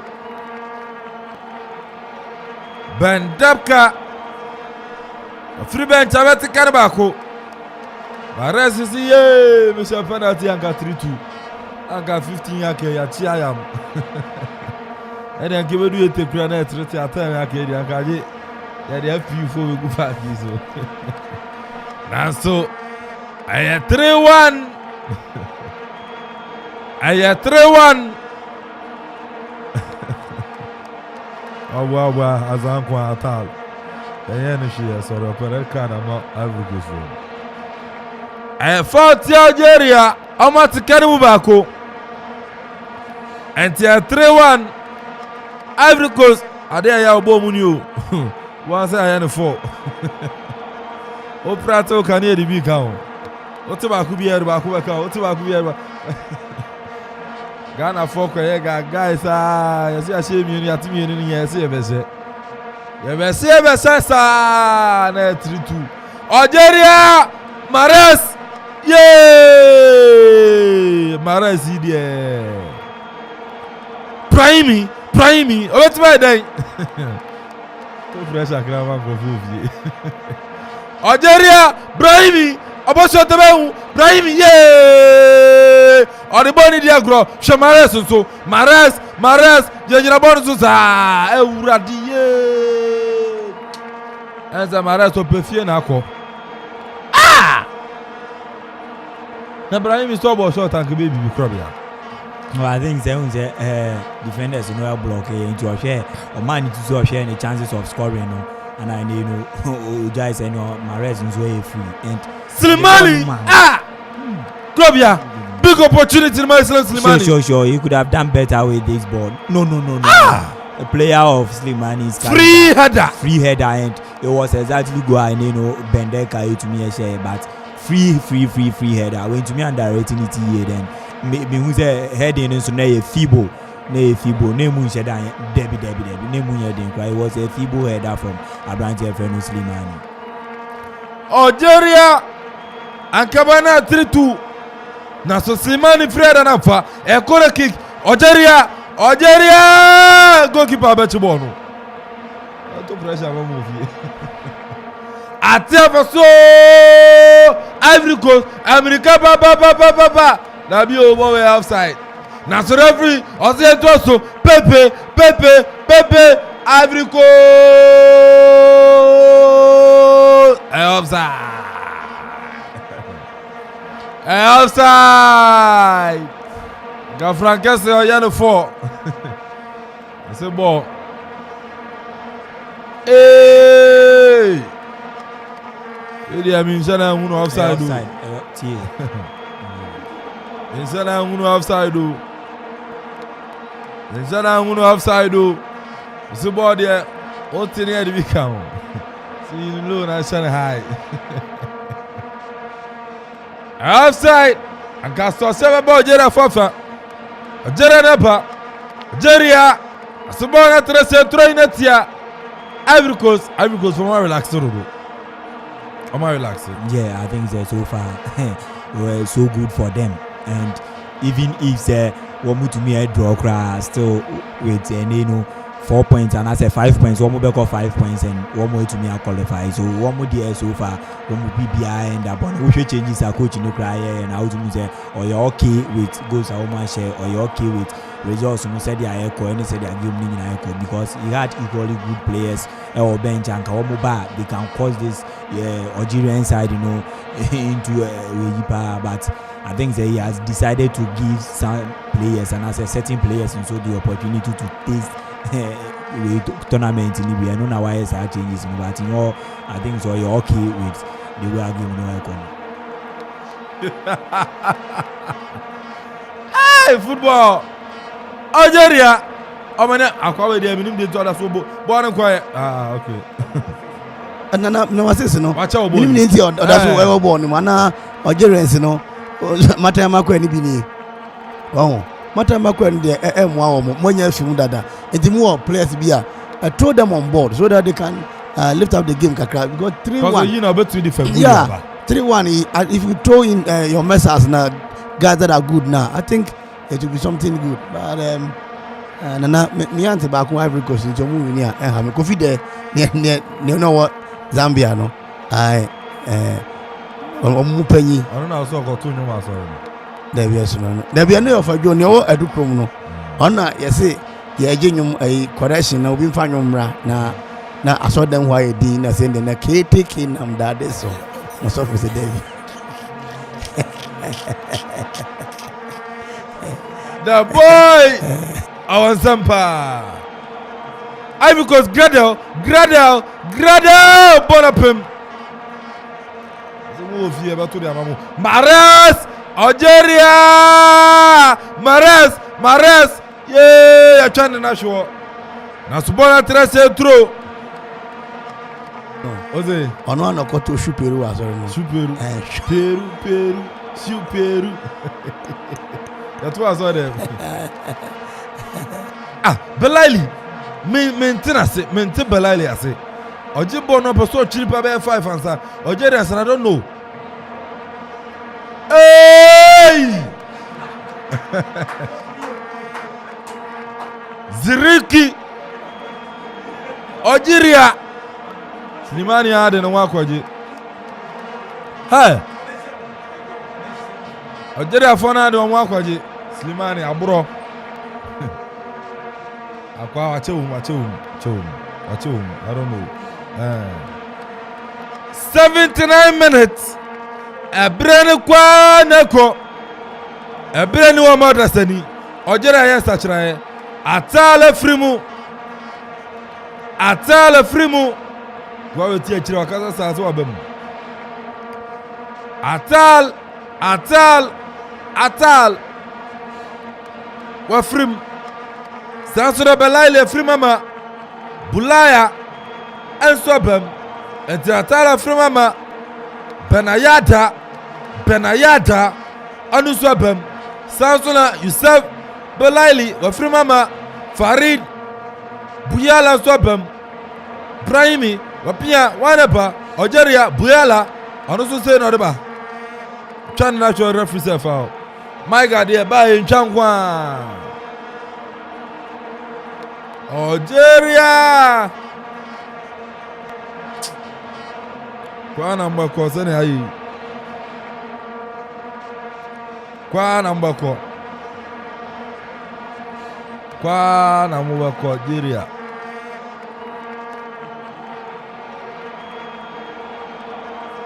Algeria kwa namba kwa. Free kick at Ivory Coast. 81 minutes. Ivory Coast 2. Hey, saying Ivory Coast 3. Algeria 1. Brahimi born in a pan so. A corner kick. Krobia. Yeah, I think that Brahimi actually in strength and power. I was able to nearly score this free kick from that angle. And goalkeeper also trying the best to me born in Zoreko corner. Nice effort from in the Yasin Ibrahim. Algeria naba Brahimi wachiba kwachi mienu wapia naba Slimani pia tuwa sembaba Mahrez Algeria Mahrez Buyala Algeria boni ya kona Slimani dia umpia kakre Islam Slimani abaye na yesi nimo kwa ifising bododo ana yaka kona kick ya Algeria Ivory Coast atiava so Ivory Coast Pepe akwe osebra na menjo akwe no so ma Brahimi osememba Pepe naba ni bibi na bone Pepe ni bibi na bone Pepe Nicolas Pepe boni diagro na wasisi dia wabre Amdono ni papa Algeria president Ebi ono to born Afcon born ebi ono to sana akoya brother sujira mu ne mu ni de mu yiri ni fi beneje se wa fa no bo go fia Algeria amu go fie Algeria fo go fie Algeria still Equatorial Guinea 1 Sierra Leone 0 Equatorial Guinea 1 Sierra Leone 0 represent to abo bi asu represent to asu wanepa Seri dai we pia na Maika so pia na Nicolas Pepe back to Seri Pepe Ivory Coast okati bebe hu Pepe Grada right away bra be ya de John so am so Algeria for na fie na am so fie no koyo mu de babo fie no kono on pefia unze nana unze Mega ka say afibi eresane I think 2 years ago na 3 years no na 2019 no wo wo ma ahonkeka eni ahoden ana omode bobo no enye bi na omode boy and I think say Abrantia last season 2 seasons ago no ball shots of the more no nana I think the age is catching up nti wohwɛ kora wonya bɔɔl no a abotrɛ ne saa nneɛma na ɔde bɔ anka ɔsɛ referee anasɛ ɔmo coach ne hwɛ na nka second department of the game no na nka ɔtumi aba mu na nka ɔbɛtumi ameki ama sɛ deɛ wɔhwɛ wabrɛ ɛnti sɛ 2019 ahoɔden na ɔwɔ no a ɔde ne pace ne ahoɔden ne short ne adeɛ no penalty koraa no a player of his caliber ɔtumi abɔ akɔbɔ upright post ɔnana agye de wɛnɛ defending champions ankasa ɔmo ho so defending champions ankasa nkoyi ɛma ɔmo nti na I think sɛ all said and done sɛ wɔn kɔ fie a I think African soccer no enyini nti no obiara hunu bɔ na obiara nso asua bɔ ɛho nti wuhyia obi a wɔmfa ni agorɔ bio nti I think sɛ Ivory Coast deɛ sɛ wɔn yi Algeria fi mu a ɛnyɛ animguaseɛ Ivory Coast deɛ wɔn yi ɛyɛ Algeria fi mu a ɛnhyɛ da ɛyɛ animguaseɛ so that's na ade baako nso a mɛka ɛde abɔ ɛyɛ Cameroonians n'aba so ɛyɛ wɔn stadiums wɔhwɛ the stadiums wɔn asisi ɛde organize this very competition no a wɔn ayɛ adeɛ papa na I think sɛ wɔn ato aba nso de ama Samuel Eto'o Fios yi yɛgyi di sɛ African football ɛwɔ Cameroon bɛfa ne ntam apa ɛde ɛyɛ ɛfra wɔhwɛ stadium wɔn bɔ bɔɔl no wɔ so nana ɛnyɛ fɛ di agorɔ koraa ɛnyɛ bi na yɛhu wɔ sɛbe yɛasase so wɔ yɛn mpɔtam ha yi Cameroonians wɔn ayɛ adeɛ paa. Ivory Coast Algeria yɛn nsakyerɛ anaa wɔn deɛ sɔn ayɛ Ivory Coast nso ayɛ nsakyerɛ Nicolas Pepe wafiri mama Wilfred Zaha bɛm Pepe firi mu no na Zaha ba ɛdu no wonyɛ obi a ɔyɛ ball juggler a obetumi aso bɔɔl nim awon nipa mmienu mmiɛnsa bi tu while away time was the ayɛ wɔ 86 minutes 7 fans yɛ the 4 minute crack one yɛ 10 minutes to the embers of the game and saa na a very good coach biara no manager biara no woyɛ wote ase wonya obi a 1 obi kura ball 2 obetumi a pass ball no dem at this time no because this Ivory Coast omo wini awie enti wonya obi a obetumi a while away with the time and obetumi aso ball mo atwe nipa mmienu mmiɛnsa bi de ama wa na so a place in Ghana de ahome banye den a they've qualified enti na say the coach na say be home players ni bi na afi na baba wura pick crowd ni mu and we hear players ni na to be fit now they are ball e dey akọ anim I think say all said and done Algeria for the omni Ghana nyina no afi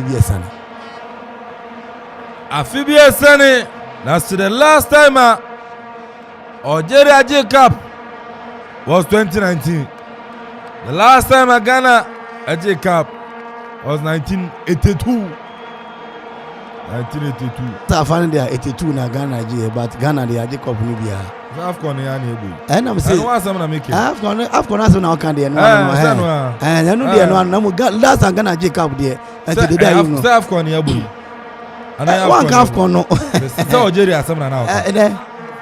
Anya mo fra na nyiwe mpanyifo. Boy, me say Algeria asem na na wo. And say let me be some question. Mo fra na nyiwe mpanyifo. Me kan koda asem me kan koda. O ko bia de na me answer. Me bia me be some me say. Ana 20. Tell yi. Algeria asem na na wo kan. Algeria mo mbo no mbo no. I want asem na wo kan.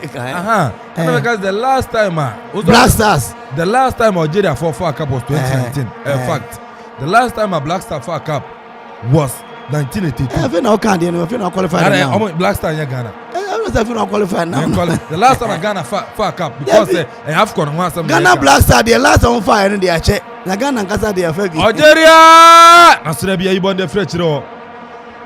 You boy say na 20 year bo. You poor AFCON.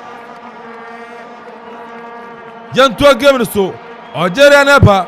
Ya bobo ni tin there since she show be the man. Algeria Bensubaini aje the friend say nipa mienu na ayire Bensubaini where dey akọ obu a yintwa we akọ ya za eye akọ ya za bi kusu ani ya wanu no a Ivory Coast bibi na money je atiawa so Ivory Coast wanaba Frank Kesse Frank Kesse across ebe za hanyowo onyowo befa za fa ball no ore na befa so ke za wa pass yi bi twa za ha wo ore na befa so za Ivory Coast oya den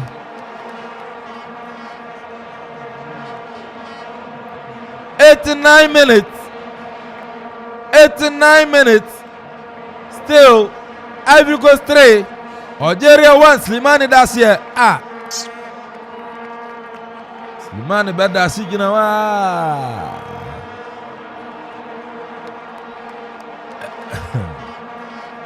89 minutes. Ivory Coast 3, Algeria 1.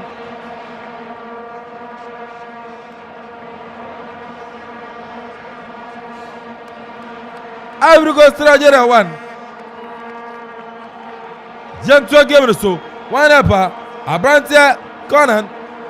You're trying to natural referee. Foul to Algeria. Referee foul to Algeria. 90 minutes in so. 90 minutes in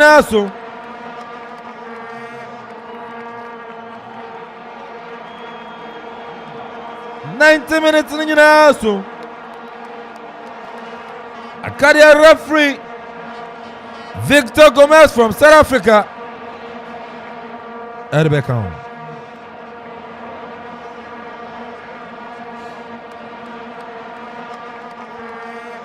Now Serabia pinball in the fracture. Pona bedi. Sorry. Apiana ma. Ajera Mrantiano. Ye Mares. Was a penalty to go chegu. The best one beam your body fracture. Ajera Neba. Jasim Brahimi. Nasibonanko. Brahim pass ranko. Abedi Abrantia. Ye Willie the man Kesse Chiraka as a so I fought Algeria. Frustration about. Roughly 3 minutes now to so Krabi Asante. Yeah, I think that Okononya baby ya nessa end.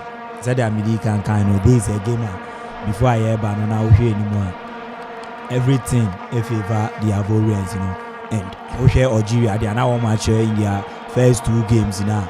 And also a more than one now one more this particular game. One way or any woman no there this time round I need Juma crack at all this tournament. I need Juma. It's your honor defending and Sheda and Koye. Any more one scoring and Sheda and Koye and this and a minute 3 games now to me if you know I say go I think that you can know a India and yes I didn't care in some way to me in this particular point. I think they are on way to me I know my Afcon Ankasa no my history and on Ukraine history behind that or they bought from apart from Egypt a winning Afcon from 2006 2008 Baby room 2010 or just to also train from there. Yes, she did your team behind it. Ego! Ivory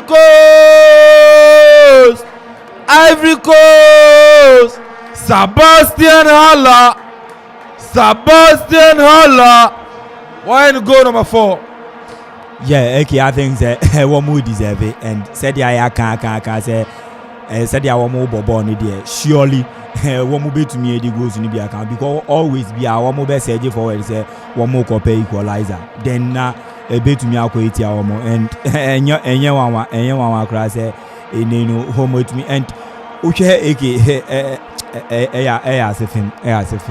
The last time I knew Algeria so I shall because 1996 Afcon I want so I shall 4-1 pepe and from 1996 bano and yeah the highest Ivory Coast say to me I shall Algeria no and so 3-0 and this time round one say to me equals I don't know say 4-1 I'm share 96 you know one say to me I should be now if say going to stays like this then let's just say 4-1 into now one say to me at Omuka but this team I want share be a goes to the avalanche of goals and they both team to score a year Juma year and competition no Ankasa so to me actually competition actually the last time South America Egypt as a more unit to also train from 2010 eba obi bia anywhere in the way to me winning competition the following season and as a tournament the way to me abon no more than obeka Zambia 2012 2013 one more anya she ube to me aka in Nigeria 2013 after say Nigeria winning in 2013 even 2015 and 2017 na woman to me ban qualifier me Bobby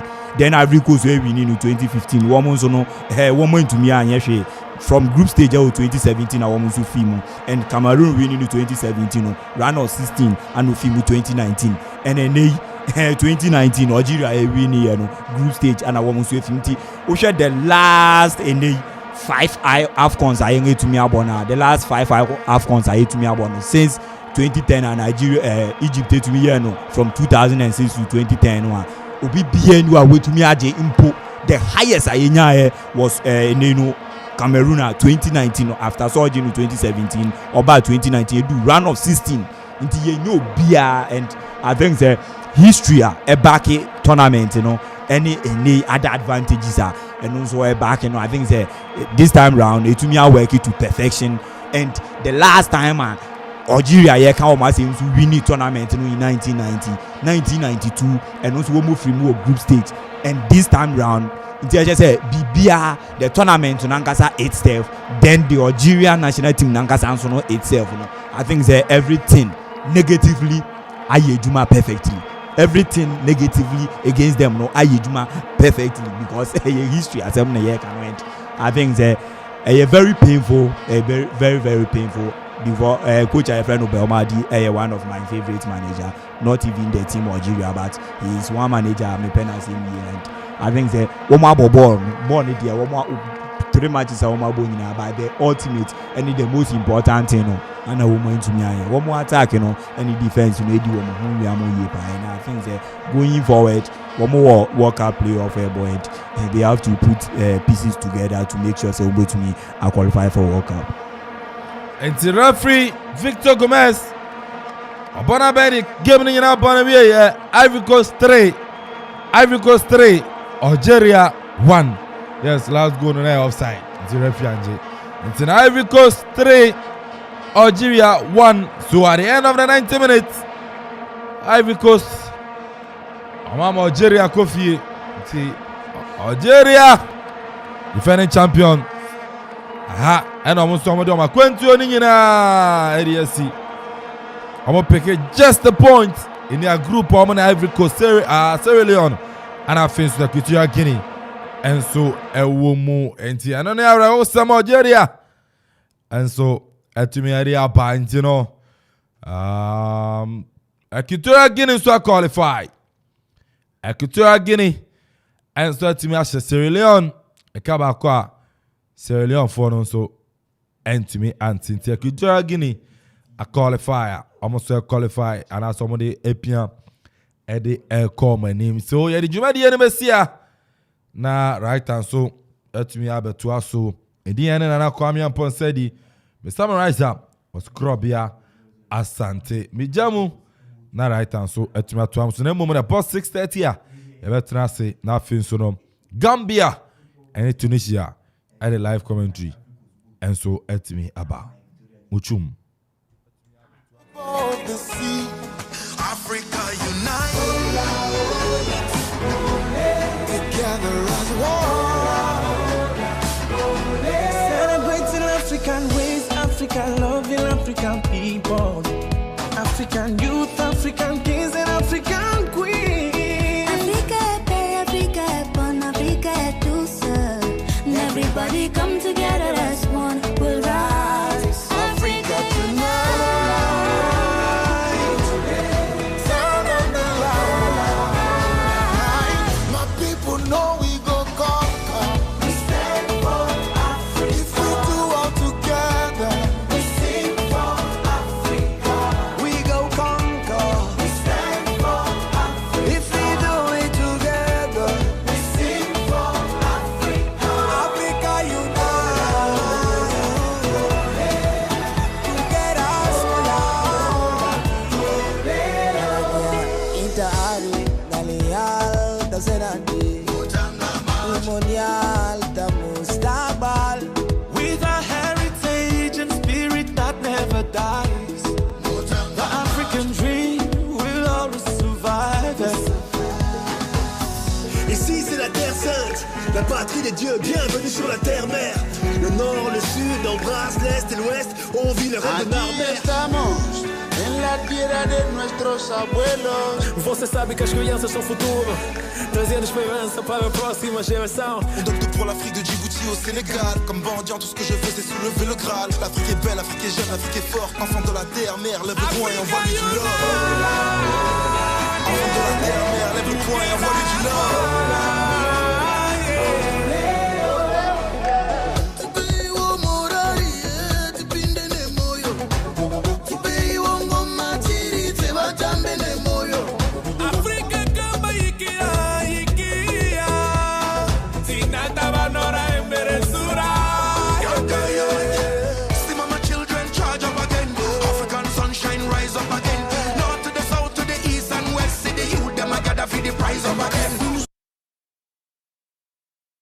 Akropon Piapim on Kuma Radio 97.